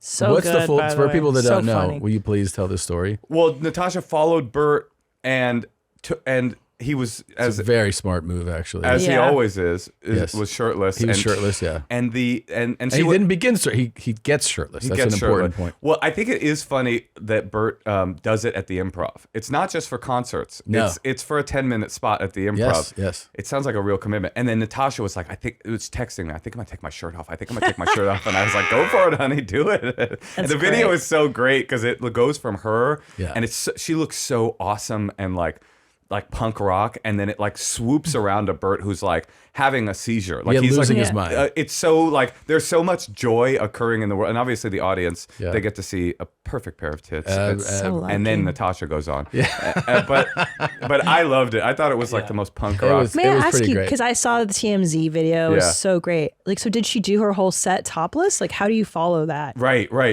It's like when you ever try prop comedy? Have you ever tried either of you? A little bit is terrible. It's the worst because Yeah. you'll do it right. You'll do it and like it'll work the first time, and then the second, like I had this bit once early in comedy where I had this like astronaut Oh, I helmet. got you. Yeah. And I did it one time, and I'm like, oh my god, I think I'm Carrot Top. Like Yeah. this is, and then the next time I put the thing on, no one's into it, and I'm like, I got 10 more minutes of Yeah. astronaut stuff, and I'm Yeah. in a fucking plush astronaut helmet. So yes, your tits are out. What do you do? She did it very classy. She did it. Everybody cheered, and then she put on like a fur coat over it, so it looked very like Sharon Stone at the Oscars. Lovely. Like, it looked so hot. Here it is. Impeccable. Okay, go full screen here. Let's. She's great. Yeah. So there's Bart getting off stage, I think.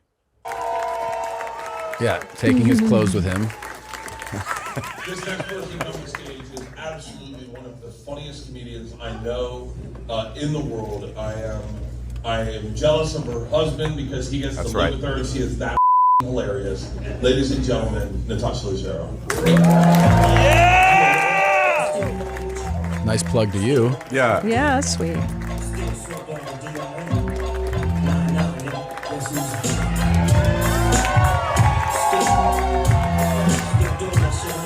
Wild.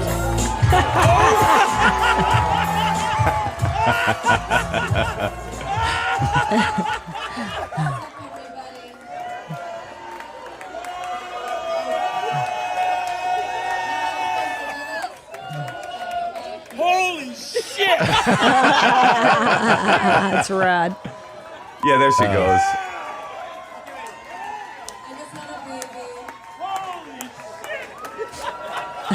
Bert is in ecstasy. Yeah, he loves it. The craziest part is... No, he called. He was like, they're so perfect. The craziest part is that this is not edited footage, that her tits look like that.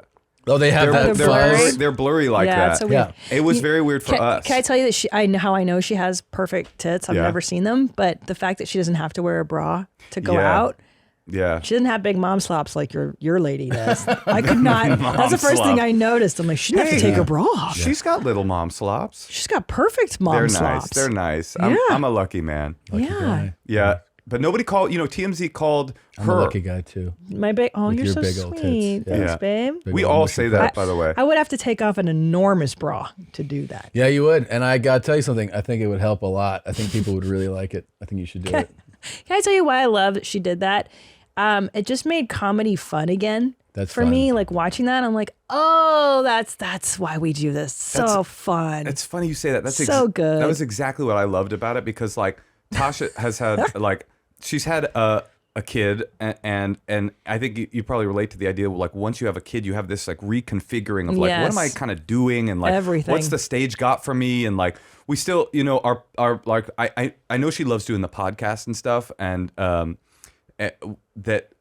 but like the stage, I've wanted her to like find a way to like recharge her fun thing, because that's her as a performer. It's like this wild kind of performer. And when she said she was doing that, I was so proud of her actually, because I was like, it's such a wild. Well, it's kind of really boss also move. like I think the most fun thing in stand up that you can do, especially in clubs, like doing something like improv, is being in the moment. Like, when you're like, I did this thing in the moment. Yeah, it's not like it can't happen tomorrow. Yeah. It won't happen on the later set. It just was something that was happening right now. And that's captured, that like you get an idea and you're like, that'll work if I do it right now. Or I'll try it right now. This is a magic. It's exactly like in the book, these like portals you can walk through. Yeah. There's performance portals too. where you're like, 1000%. I'm here and there's a choice to be made, and I can either have a boring set where there's nothing inspired and I'm just like trying to do well, or I can have this moment where I like kind of just blast Try off it. and see what happens. I remember doing a weekend one time with who was the headliner? I think the headliner was it was either Tommy Davidson or somebody. We were at the Ontario Improv, and Jay Phillips was ahead of me, and then I went, and I had in one of my jokes, I incorporated something from one of his jokes. Yes, right? yes. And the first time you get real nervous because it was a leap to do it. It wasn't like it was like dangerous to try it, because I was like, this is either going to go really poorly or really well, and it went so gangbusters. And then I got off stage, and I remember saying, I go, it'll never go that well again. Never. And he goes, yeah, it will. And I go, no, it won't. I'm playing off of what like they just saw you do this thing, and then I used it in my act. And but there's no rush like that. No, it's the best. There was this comic, Mo Mandel.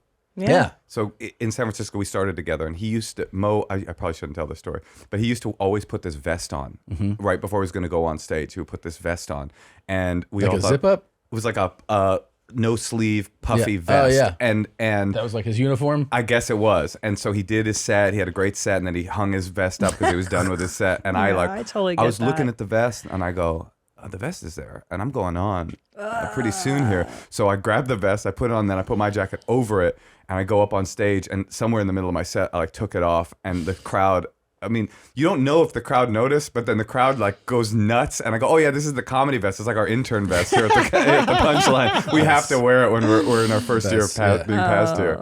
That's very fun. These are magical moments. Yeah, those are moments. That's yeah. great. Okay, these are either horrible or hilarious. So I show them to you. You tell me whether you think it's funny. Or Okay. not. That's it. Fuck, dude. Oh, I can't. Ow, that hurt. Ow. Okay, that's broken. Oh my God.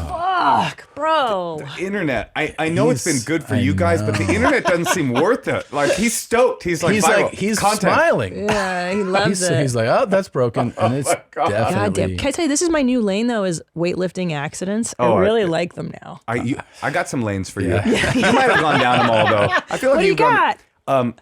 White Tourist in Thailand fight video. That's one of the greats. That sounds interesting. That's really good. It's just a level of happiness that you see when these like British sex tourists get beaten up by like 42 Thai people. Just Holy like get the shit. That's a really good lane. Are you on Cartelegram yet? No, what's that? What? That's the Instagram lane where the cartel guys have their own channels. I'm telling you, the internet has gone too far. You haven't seen this? Dude. Why are criminals trying to make content? It's out. They're out in like the jungle, and they're like, "¿Qué onda, way?"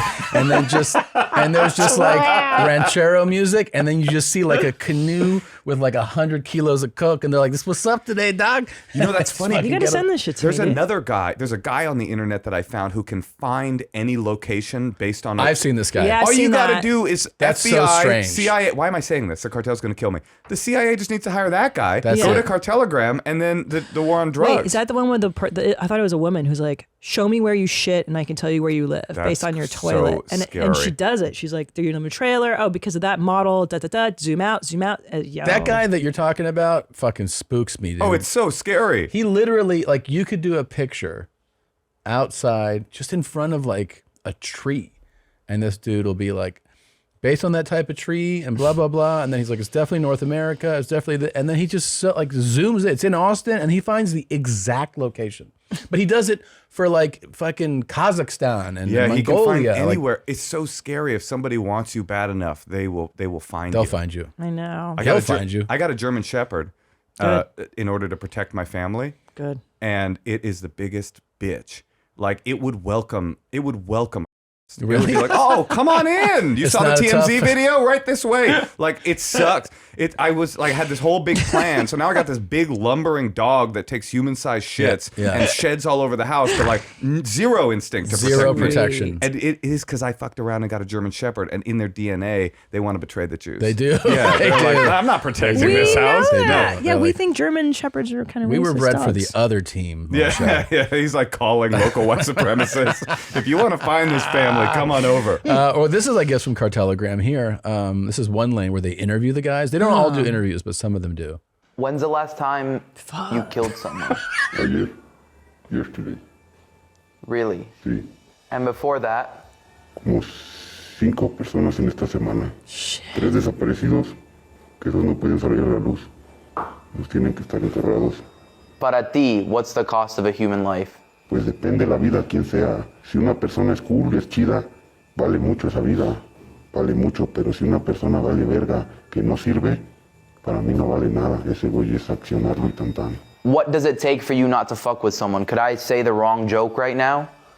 And you wouldn't like me because of it? Si hay reglas, ¿no? Tienes que tener respeto con uno, ¿no? Yo soy humanitario, ya te lo dije. Yo no chingo a cualquier güey. So do you ever just kill somebody randomly in the street because they disrespect you? No.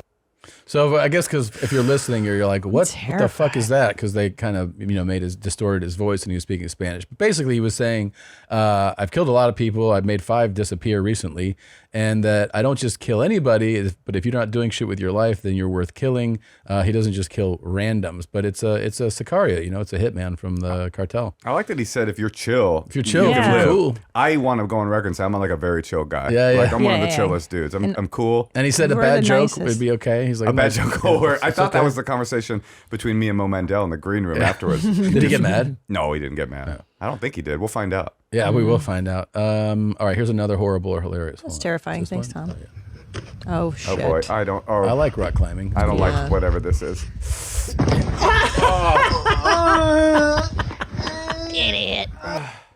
That one I like because you know what you're doing. I This like is it. Not, this I is like your the fault, scream. dumb I always shit. like a good, like a grunt scream. That's the air knocked out of you. Oh, Yeah, That's getting the wind he's out. fucked. Yeah, this is he's also the dead. problem with anybody doing shit in the wilderness solo. No. Like Yeah. he set up the camera himself. Nah. What does Yeah. he do? Does he like military crawl to the cell phone and try and call for help? He's super fucked. I mean, That looks- obviously, he probably got rescued somehow, but he's not walking back. Did you make that noise during your accident? Yeah. You did the grunt. Oh, fuck, man. Yes, that's a real shit is bad right now kind of grunt, you know? And I love that he took the time to set up the camera before, too. Doing that, oh, man.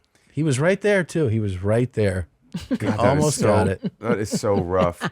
So we're 0 for 2 so far. These are 2. Oh, do I think it's funny? Either one. Here's the thing. I think that they're both. The first one was genuinely funny. Okay. Not because of the finger. I don't like seeing that. Yeah. I like seeing how desperate and pathetic people are for viral. He was like Here's me doing push-ups He had a with weights glee on my to head. him Yeah, when he yeah. broke it. He goes, "Yeah, I got the video I've been looking for." Look at that. I It's thought it perfect. was just a push-up video, but it turns out it's a carnage video. But may I ask, what's the point of this? He's just trying to go. He's trying to traverse it. Does he have like the? He's trying to show the you that rope or whatever? he can climb that whole thing. Looks like freehand, you know, like there's no no rope, no safety stuff, and that obviously, like, look at the way that's angled. That's tough. I mean, that guy's it's nonsense. The rock climbers like the crazy really people. high level ones are so freaky strong. Oh, it's they're wild. so strong.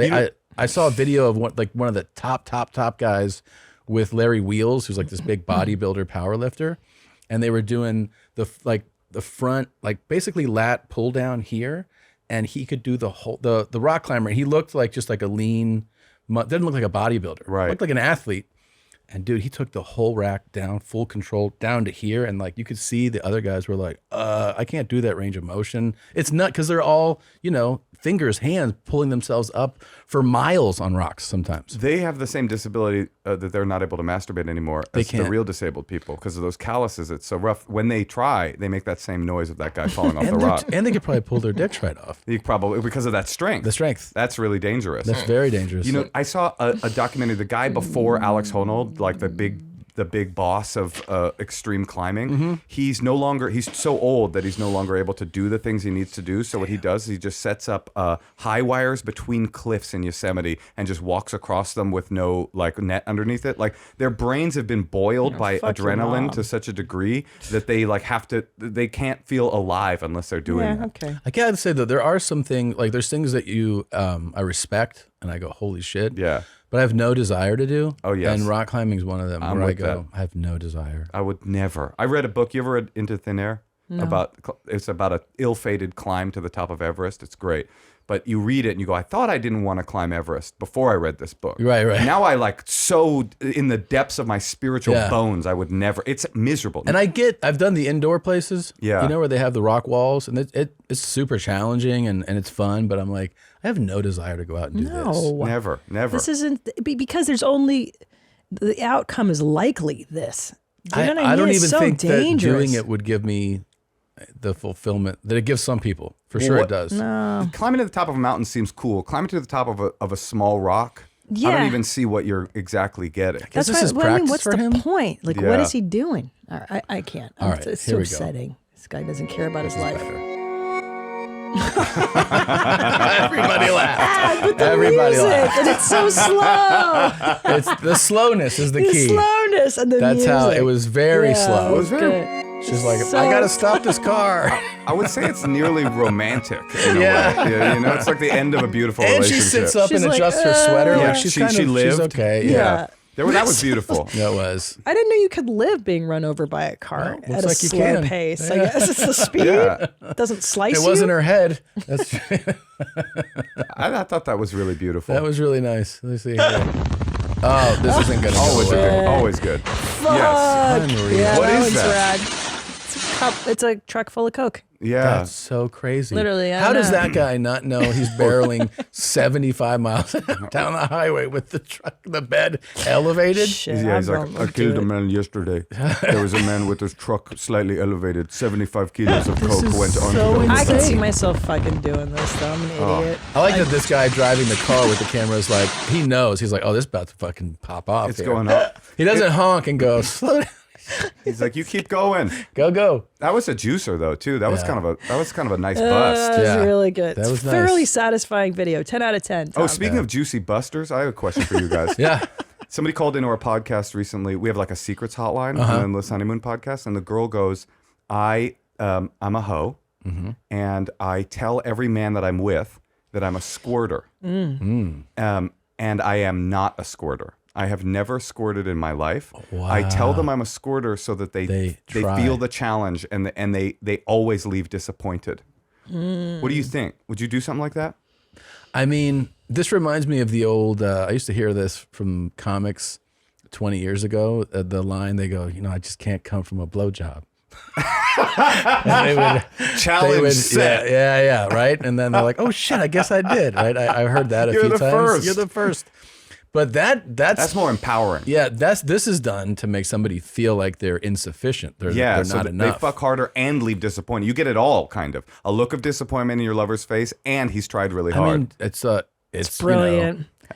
It's brilliant. At first, I was like, I don't know, that sounds so uncompassionate. But then I'm like, this bitch is getting what she wants out of it. Have you ever been with? But she's trying to get someone to feel like shit, though, too, right? Like that's not. Yeah, but some guys like that. Yeah, right. Do you think they all like that? No, but certain guys, and those are the guys that really come back time after time, and those are your regulars. You make a fortune. Yeah, but also imagine being in a relationship with that girl and be like, it's been 7 years. I know I'm gonna get her. I'm gonna get her. I'm building up. She's gonna squirt. Yeah. You have children. They're in college. You're like, she still hasn't squirted.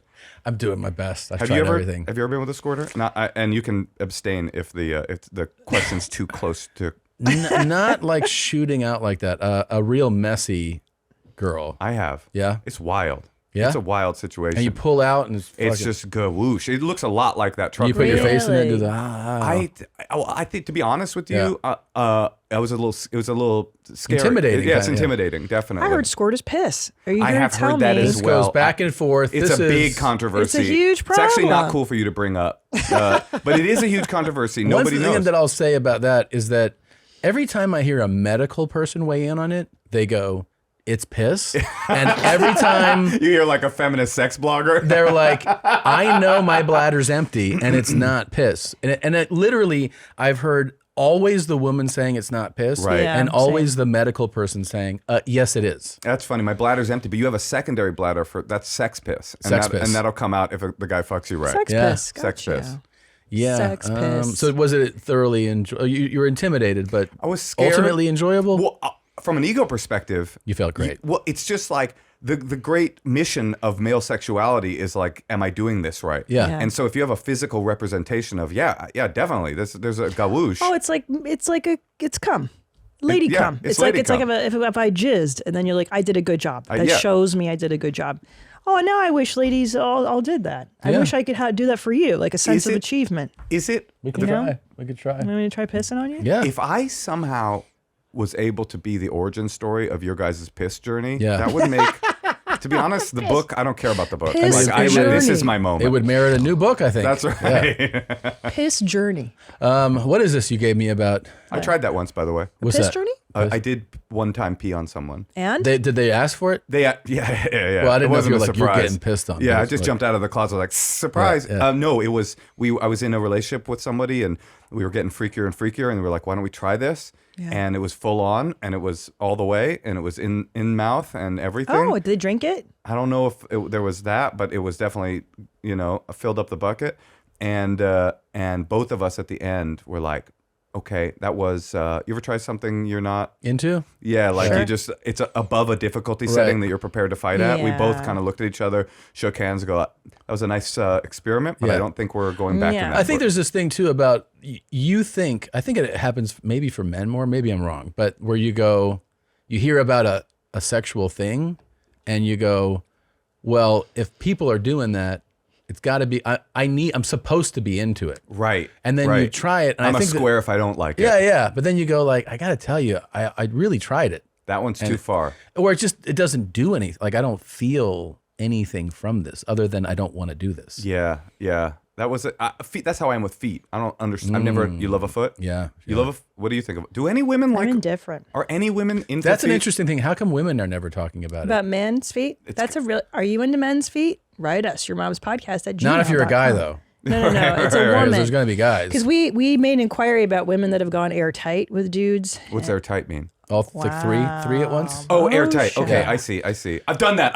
No, I haven't. Well, here's the thing. Like, it was a few. They wrote in, and you're like, wow, you had 3 guys at once. Three's a lot. That's a lot. No, Yeah. 5 is the most. What are the odds that one of them doesn't just annoy you on a social level? That's It's hard to find 3 dicks that the you one can that tolerate. the one wrote in about it. The thing that made sense is that she had slept with each individually. Yes. So I think yes. there's a real understanding of this is how this guy does. I know what he's like. I think because it's not a porno, it's real life, right? So that's the only good threesome I've ever had is when it was with 2 women that I dated, and then it was cool. Like every other time, there was some horrible social dynamic. There was one time I was dating someone, and we decided to find a couple on Craigslist. And so we wrote to the couple. I hadn't done this. I wasn't like some dynamo in this way. But we found the couple, and they're like, "Come over." We go over there, and immediately I'm like a little uncomfortable. The guy kind of like very eyes wide shut takes my date's hand and like leads her to the bedroom, and the girl comes over to me and we start kissing, and I'm immediately like, "Oh, this will not be happening. Like I am impotent. Like this is not." You're not turned on at all. It's not that I'm not. I'm like pressured. I want to be. Too much pressure. I'm like, please make this happen. The guy, this strange man, he's done this a dozen times. Right. He's in the other room just fucking going off. I mean, he's just like pounding my girlfriend. And I'm in the other room with his girl, just like, this doesn't normally, I mean, I've never done this before, but it also doesn't normally happen. And I'm like furiously pumping, trying to, and just like nothing, just zero happening. But every time I look over is this stranger just railing my girlfriend. Most group sex is Like that. Did your disappointing. girlfriend go like, that was a great time? I think he was a creep a little bit to her, and she didn't. She was like, I'm good on that. It was another moment. That's my whole sex life, is just trying things that are too freaky for me. Yeah. No, well, it's good. At least you tried. But one time I did 2 women I had dated. It was really beautiful. It was really nice. It was really nice. There was no pressure. But see, that's the thing, is that you knew both, Yeah. and that changes that. That's why I'm here. I know the 2 of you. I think you're both great people. Yeah, let's do it. I have a new book out. It's a big day for me, and I just wonder if you can make it special. Yeah, let's do it. Let's do it. There's plenty of room. Oh, that's perfect. Let's to the go. other studio. No, I know. We could do right here. It's a great episode of Where My Mom's At. Oh, yeah. They're right here. They're getting squirty. Yeah, squirty And and pee. they're airtight. My On my moms piss are journey. airtight. What is? Oh yeah, you talked about pissing in your. Did you know that the ancient Romans used to brush their teeth with urine? They used it to whiten their teeth. And the thing is, it actually works because urine contains ammonia, which is a powerful cleansing agent. Urine also contains stem cells, and so it can actually help to heal the enamel and the tooth, and also the gums. People make claims that I don't know is entirely true. I don't know that your urine has stem cells. We know that the Spartans would practice let ball me show cupping. him. I actually haven't done this before, but I was just thinking, I want to use the tap water because I've been drinking lots of beautiful filtered water. And then I thought, why don't I just brush my teeth with my urine? I loop it all day anyway. Okay, here we go.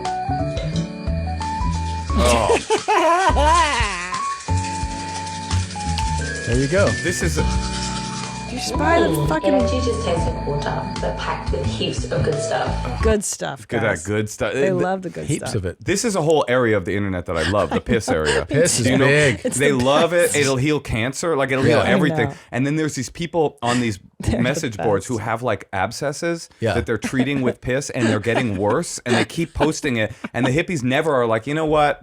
Tap out and go to a doctor. They're always like, just a couple more squirts. You're almost there. The piss stuff is like this guy. So one of the reasons Oh, why I know I him. am single Love him. is because I'm a double soul shaman. And in ancient cultures, Yes. I would have been the one that the quote unquote straight dudes would have gone to for healing, especially sexual healing, when their wives were on their periods. It's not that the women were dirty when they were menstruating. It was that they were too powerful for the alphas, stag dudes, the warrior dudes, who usually had many, many wives and many, many babies, to be around. So they would go to somebody like me for sexual healing, and I would help them sharpen their masculine essence. Yeah. I know this guy. I mean, I don't know him. I probably camp next to him at Do you have Burning his Man. piss one? Oh, he's Yeah, especially. what's going on? He's always talking about amazing. like building up cum, and doesn't he Yeah. like save his cum and stuff like that. His cum and his piss, and he drinks both. Yeah, he's like, the reason I'm single is because I'm a double soul shaman. It's not because I drink piss every night. That has nothing to do with it. He's really into. I mean, really into the lives. I keep saying that like his skin always looks amazing. He looks amazing. He does look. He's Do you very think he's handsome. good at sex? I don't know. He's amazing. You He's think a he's double a- soul shaman, of course. Okay, I'm sorry I asked. What, That are you was disrespectful. I mean, I don't think he's Serving bad. the community. I don't think he's bad. No, I Oh, think he's man. excellent. I think this is his full-time job, is like being horny and courting. But it's also lays. He always presents, I'm not horny. This is healing. Yeah, this has nothing to This do is with sex desire. magic. Yeah, this is sex magic. I don't want to fuck your wife, but I have to. Yeah, and I'm just like, how much better do you feel now that I did it? I just think this guy, I would love to see what this guy thinks about when the cameras are off and it's like 12:30 and no one's calling him. Like, what's sad double soul shaman look like? I don't know. Yeah, I mean, I think it's just another cup of piss, honestly. Like he drowning his sorrows in piss. I mean, he goes to the bar. Hey, Joe, let me get a double.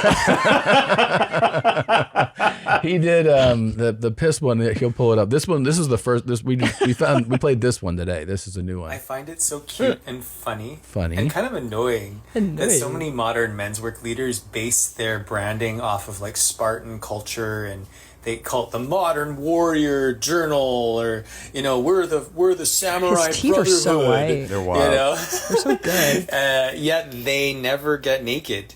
They never do ball cupping rituals. They never see each other's cocks. Never. The outermost That's extension crazy, of each other's honestly. hearts are completely hidden by their Lululemon polyester underwear that's leaching feminizing chemicals right into their ball sacks. Duh. I love that he did an edit point there too. He He's did. like, I Yeah. kind of flubbed feminizing ball cupping Lululemon feminizing chemicals into their ball. And Yeah, let's cut. just start Yeah, over. Let's start over there. Yeah. Oh, what? When really they could be leaching good high vibrational brotherhood vibrations into each other's ball sacks through cupping, which is exactly what the Spartans did. If you claim to be like a Spartan samurai brotherhood, it's like the samurai were sniffing each other's balls. The Spartans were cuddling and sucking each other's nipples before battle on animal skins. I love that he's a snob about such a specific. He's just like, you don't even cup You your don't know brother's that? balls and lick their nipples before battle. Who the fuck are you? Like, that's a hipster on a level that I don't even relate Right, to. right, Yeah. right. But also like the idea The that like elitism. the idea that anybody knows this is hilarious, you know? It's common because his knowledge. angle should be like, I'm gonna teach you some shit you don't know. And he's like, who the fuck are you? Okay, so you're fucking stupid and have no information about what Troy, the warriors of Troy did. Yeah. They would drink a shot of each other's nut You right call before yourself a man? Yeah. Like you're a man. Okay. I wonder, is it true? Have we researched it? No, No, we have not. but he and knows. He must know. Moshe. And I imagine that if you found something that really detailed on like the highest ranking scholar on the samurai and it didn't mention ball cupping and nipple licking, he'd be like, this guy's a fucking fraud. Yeah, this is fake news. What is ball cupping? Is it you hold the ball of Sounds, your he brother? gestures like that a lot. Yeah. Can I tell you something? Let's bring it back to this book. Yeah. About Jewish history. Sure. That they used to, in the Bible, this is the Bible that everybody reads, they used to make oaths. And that's what I think part of why the circumcision is a covenant. It's an oath with God. That people in biblical times would make oath by grabbing each other's cocks and swearing on the. They would bulk like up. that. This wasn't about war. This was about keeping your word. I like that. It You'd makes grab sense. the balls of your. That's how I signed with my manager for the first time. Really? Yeah. We grabbed each other's balls and we said, "This is This is permanent for real." Yeah. Yeah. And that's how I made the deal On the with the bone. devil. Swear Yeah. on the bone, Swear homie. on it. But that's real. I guess because I mean, it makes sense that if you do an oath that way, you definitely feel very vulnerable. Right. When you do that, right? It's not just like shake my hand. It's like hold my nuts. Hold my balls and wait for me to say yes. Or paint your face in my menstrual blood. Yeah. Well, That's there's what we that should too. do. I went on a vacation recently and I went to this hot spring like hippie place in Ashland, Oregon, and I walked into the menstrual tent Oh, I'd love to accidentally. go to one. You would Yeah. love it. You I guys would would get love such a that. kick out of it. But the women came over and chased me out. Good. They were like, this is a Good. yoni tent and you don't belong here. Good. Yeah. No, This is what felt I bad. want. Like what he's talking about, I Here. actually would like with other I think women I found as I it. menstruate. I want to What's up, menstruate. Yogi? So me and Brian Crew just taught a really Yeah. juicy anus workshop I today. remember this one. And got a little bit into the prostate too. And that caused Why? some So precum to be fresh. secreted from my manhood. So a little bit of sperm seeped out, a little bit of testosterone, a little bit of spermidine, which is good for muscle growth, a little bit of nerve growth factor, which is really good for your brain and your nervous system. Hold on. Do you think he watches Netflix? What else came out? A little bit of vitamins, minerals, oxytocin, a bonding hormone, which lowers cortisol. So not only am I getting the benefit of the urine therapy, which is powerful on its own, the shivambu I should call it, but I'm also getting the benefit of the sperm, the semen, tiny bit of semen that's been mixed in with my urine. Here we go. And then Fresh. reaction. Wow, that's very, very potent. I love this. That's how I am at an Outback Steakhouse. Like, wow, that is really something special. Shrimp on the Barbie. Oh, Yeah. Just a little pre-cum on the Barbie. Wow. And I gotta tell you, he's so comfortable urinating in front of the camera and talking. Like, You ever wow. see those videos where people are crying and then they make a video? Yeah. That's this. Yeah. He's like, oh, I got a hot piss loading up. I gotta go grab my iPhone because it's time for a video. It's not an accident that he's pissing. It's not. It's not. God. Well, do you want to? So handsome. You want to show Moshe what you got? Are you ready for my TikTok curations? Absolutely, yes. Yeah, as you know, you and I both seem to appreciate the outliers. Yes. I have another one for you. False valor. You know false valor. Oh, You guys love yeah, false valor. of course. There's a new category which they're rare. It's false valor. So it's a guy. It's a guy stolen valor. A guy going up to a stolen valor guy and then being proved that the guy actually was in the military. That's a very rare category, but it's really, really satisfying. He's going, where'd you get that uniform? Where'd you serve? And then the guy like busts out like, you know, ID and all that. And then so he stole the valor back. Wow.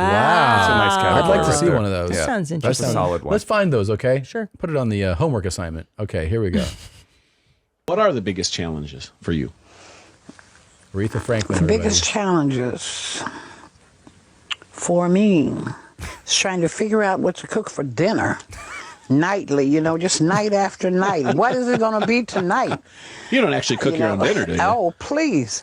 I do my own washing, my own cooking, my own ironing, all of that. No. Yeah. See, there's something nobody would know. You have to figure, what is it going to be tonight? I did that last night. That's the hardest thing right there. Wow.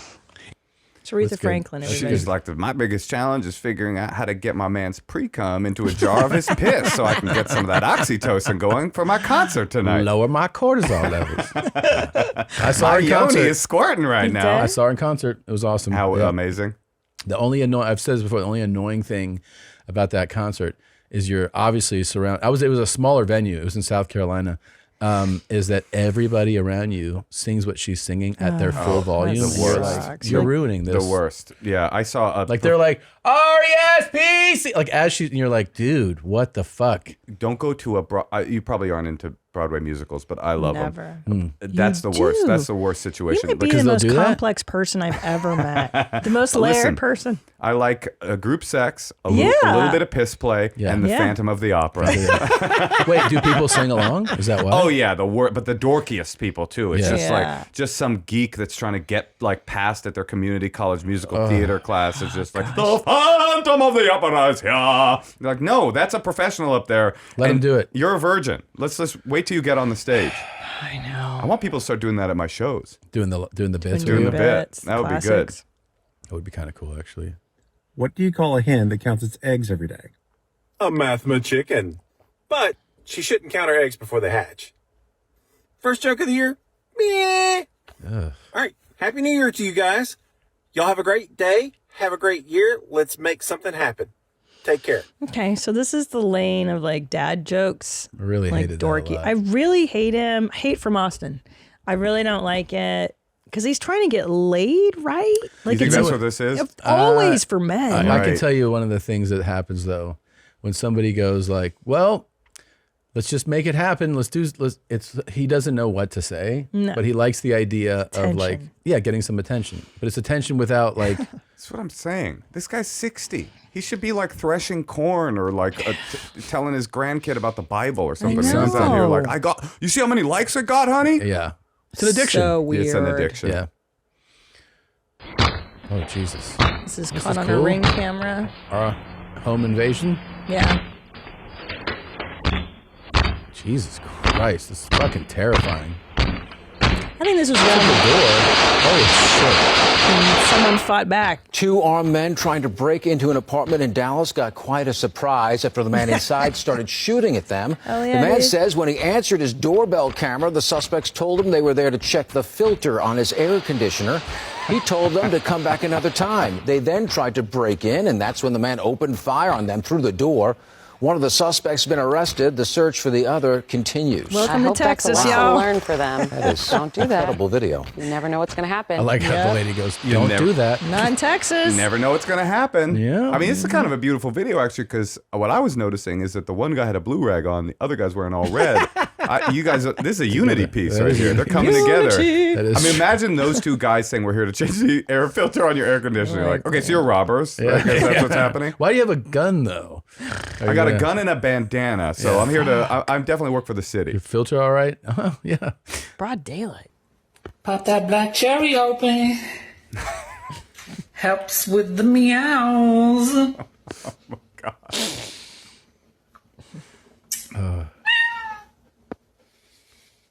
Helps with the meows. This is like deep cringe. We found the deepest of cringe. That cringe lane is really strong. It's so cool. But I do love black cherry soda. Is self-aware? This one? He knows it's cringe, or this is his actual personality? This is his jam. No, he's like, I have a thing that I do. It's Yeah, pretty cool. yeah. I did this before the internet. People used to really not like it, but now I'm doing these videos. Yeah, he's getting all the views for this are on like a cringe site. Yeah. Not on not on the site of origin, not on the page of origin. But we have society has morphed into itself where there is no difference really between a genuine enjoyment of something or a cringe enjoyment of something. That we're at a different zone. Yeah. We've gone through the looking glass. Yeah. Thank you. It's highly unlikable. Who would you rather, Christina, you have a one night of passion with Yoni guy or Black Cherry guy? I'm going to go Yoni guy. 1000%. Yeah, I mean, it seems like such, okay, dad joke guy. I take it back. Oh, fuck right off. Between this guy and dad joke guy, fuck off. Yeah. I'm meowing with black cherry soda. Black cherry guy. I can't do that dad. was a surprise. Wow. Yoni guy might really know what he's doing. Yeah, he probably has he's skills. fine. But he does have like hot piss breath, for sure. For sure. The whole time he's on top of you, you're just thinking, this is a urinal. But I'll be like, I don't kiss on the mouth. It's like, it's not for me. not my and then thing. he'll be like, though. that's cool. It's fine. We'll do whatever you No, want. he baby. won't. He'll like make deep eye contact and go, kissing on the mouth actually is an stop. exchange of oxytocin and psychic energies. God. Imagine how much that guy talks during sex. He's probably correcting you the whole time. Right, He's you don't fucking do anything right. Yeah, yeah. And if you tell him like slow down, he's like, no. Yeah, you know the Yanomami people of southern Amazon, the way they used to fuck. They didn't call it doggy style, it was ghost style. And it's always fast. But the dad is a virgin. That guy's too virginal. Yeah. This guy's just like a straight You don't up. think You this think is he's a fuck virgin? hound, this guy? No, You see sex when you see this guy? but he's a weird alone guy. Yeah. And he's down. It's gonna He be is over quick. Down and it's over fast. Yeah, that's Dad true. will be like, let's watch cartoons and eat lollipops. You're like, I don't want to do And then he finds this. out you do stand up, and then he just Oh, starts doing a shit. set for you. Do you Yeah. want to hear some jokes? No, I don't want that. What's a good name for a hot dog? He's back. Frank. What's a good name for a hamburger? Patty. Y'all have a great day. Take care. It seems unfair because he's just buying, he's just taking these off the internet. Yeah, I know. It's not, he's not even thinking of That's them. not the only part I don't like. It's not fair. Yeah, I don't like anything. I don't like anything. It's terrible. Thank you. You guys should have him on. No. I dare you. No. Please don't I'd rather dare die. I want You'll the have to piss. do it. I want the piss shaman. Oh, you totally should. I love would the love to shaman. meet him. I mean, and to be honest, that guy definitely goes to Burning Man. There's like literally The shaman. there's no way he doesn't. This guy would be nice. The dad. Yeah. He'd He be would, nice. he would just be sweet. But that piss shaman guy, love that's a him. special. He'd be dude. like, you guys been fucking spewing so much nonsense. So glad you brought a shaman here to teach you. Yeah. Okay. Oh, is this my new hairstyle I was thinking of doing? Whoa. Tom, I know you like me with the skullet. Wow, that is cool. All the girls are doing this. You like. I mean, it's cool. It's kind of, I don't know why Hitler comes to mind. Oh, it feels like very Hitler. The way that it just kind of a reverse Hitler? Yeah, the reverse Hitler. Do you think there's drugs or mental illness involved? Oh, I'm going to go mental illness. I think it's a combo. Yeah. I think anytime you see something like this, there's an amphetamine somewhere. Sure. Every time you hear about something horrifying, it's always meth. Yeah. And So this true. haircut is pretty horrifying. I kind of like it. I don't know. You would do it. You kind of like punker this. in me. There's something I like about it. Yeah, It's- maybe because I'm into this middle part now. I'm feeling her vibes. No, why don't we just make it a little bigger? There's plenty of room. I didn't it say right for here. me. She's young and beautiful. She can do this. It is off center. The problem is this is permanent too. Okay. You have to shave the whole head in order for anything good to happen. Yeah, it's got to grow in. It's going to be an awkward grow. She should rent it out for advertising. This one's cool. Oh. This actually has an interesting story that I know. Yeah. So the guy driving that car that hit that person was the dean of students at a private school in Tennessee. And he was caught for doing this. And they found that he had tried to do it to another cyclist. Oh, he did it on purpose. He did it on purpose, and his story is fantastic. When he was questioned, and you can find the audio, he goes, I was driving. I thought somebody threw a bike at the car. Threw a bike is a quote. So he goes, I was just driving, and they just threw a bike, and they're like, we have it on camera. Like, nobody threw a bike at your car. You hit a cyclist. And he's lucky that he was let go from the job. It was like a really nice private school, like like a pre-college. You know what I mean? Like college prep thing. College prep school, and he was the dean of students. Wow, that's crazy. How do you get there? Get that angry? It's I like know falling how. down. Yeah, because you're dealing with annoying parents. You're dealing with administration. You have to pretend to be this normal guy. And this is your only release. And you have that contagious hatred of cyclists. There's a word. When he's in the middle of the road, Right. He's like, dude, no one's going to fucking... What he was out like, if I find one that's not hugging the land, I'm taking him out. Taking him out. Yeah, you want to feel alive a little bit. Yeah. Your life starts to feel meaningless. All you ever do is like yell at parents and you're impotent. You're not applying yourself in math, Jimmy. Yeah. It's a justifiable crime, too, because you could be like, I don't know, he was in the middle of the road. What am I supposed to do? Or also, he threw a bike at me. I mean, his version, they threw a bike. I was driving and a bike landed on my windshield. Bicyclists do that though sometimes. They'll hide in bushes and toss like $1,000 bikes at cars going by just to kind of fuck with society. What they do is ignore the rules of the road completely. I will say that. Sure. But you shouldn't. You probably shouldn't run them over. Yeah, I mean, no. There he goes. There he goes. Oh. He kind of timed it well. He just kind of nicked the bike. How is this on? Oh, the guy behind him had a camera. Looks like that. With the source video here, I don't know how it's who's videoing this thing? Another cyclist, maybe. I don't know. Cool. Yeah. Anyway, it's pretty cool. That gave me some well, that's joy. your whole folder That's today. it. Thanks That's so it, huh? much. Can I see the book? Yeah, of course. It's a really cool art. It's a really cool cover. Really Yeah, it looks kind of like a zine, which I think is like it's very much a kind of love letter to what happened in the 90s. I mean, the stand up not so much, but a lot of it it feels like of a time I love that it looks like a zine that you could have gotten at that time. Great blurbs, by the way. Them blurbs. That's a big thing, getting your blurbs. It's so humiliating, isn't it? It was horrible. Just like a homeless guy, like, please, can you just spare a blurb? But a lot and of there's great really cool variety people. to them. Yes. I'll go ahead. I'll do it for you. You got Dax Shepard. Yes. Nick Kroll. Oh. The Chainsmokers. Okay. Nathan Englander, the Pulitzer Prize finalist, best-selling author of What We Talk About When We Talk About Anne Frank. Niall DeMarco, the author of Deaf Utopia. Do you know who that is? No. He's like the America's Top Model, deaf model. He's like a hunk, like a mega hunk. That's awesome. And then you got John Mulaney. Yeah, Very it's good. very well Heavy rounded. hitters, Moshe. Very good. Listen. This book is like I put so much of my sort of soul into this thing. Like I'm super proud of it, and I went all in with sort of every aspect of it. But it's like it is the 6 pieces of my life that kind of make me who I am, and I really am super proud of it. Good for you. I wish it didn't have a Jewish chapter, but I'm proud of you. No, I'm upset about that too. Listen, next book I do, it's going to be one scene and one scene only, and it's Cum Collecting and Piss Play. There you go. Yeah, that's going to be the one. I can't wait for that. One. Make sure you get it. It's out now. Subculture Vulture, Moshe Kasher's second book. Congratulations, man. Thank you. Thanks for having me back, guys. Thank you for good coming. to see you, and I'm glad that finally your piss journey will begin. It begins today. It begins right now. It starts now. Thanks, guys. Bye. Let's take 2 books that have been much discussed.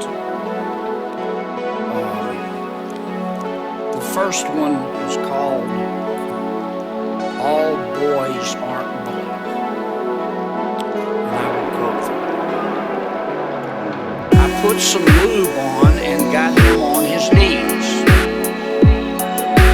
And I began to slide into him from behind. Pulled out of him and kissed him while he masturbated. He asked me to turn over while he set the condom on himself. This was my ass, and I was struggling to imagine someone inside. He got on top and slowly inserted himself into me. It was the worst pain I think I have ever felt in my life. Eventually, I felt a mix of pleasure with pain. All boys aren't boys.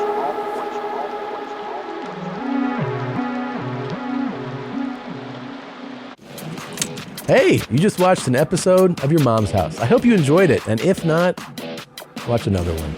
Maybe you'll like that one. They're everywhere. Look, I don't know. You place them in like cubes or squares or whatever this is. Just click another one. And maybe you'll find one you like.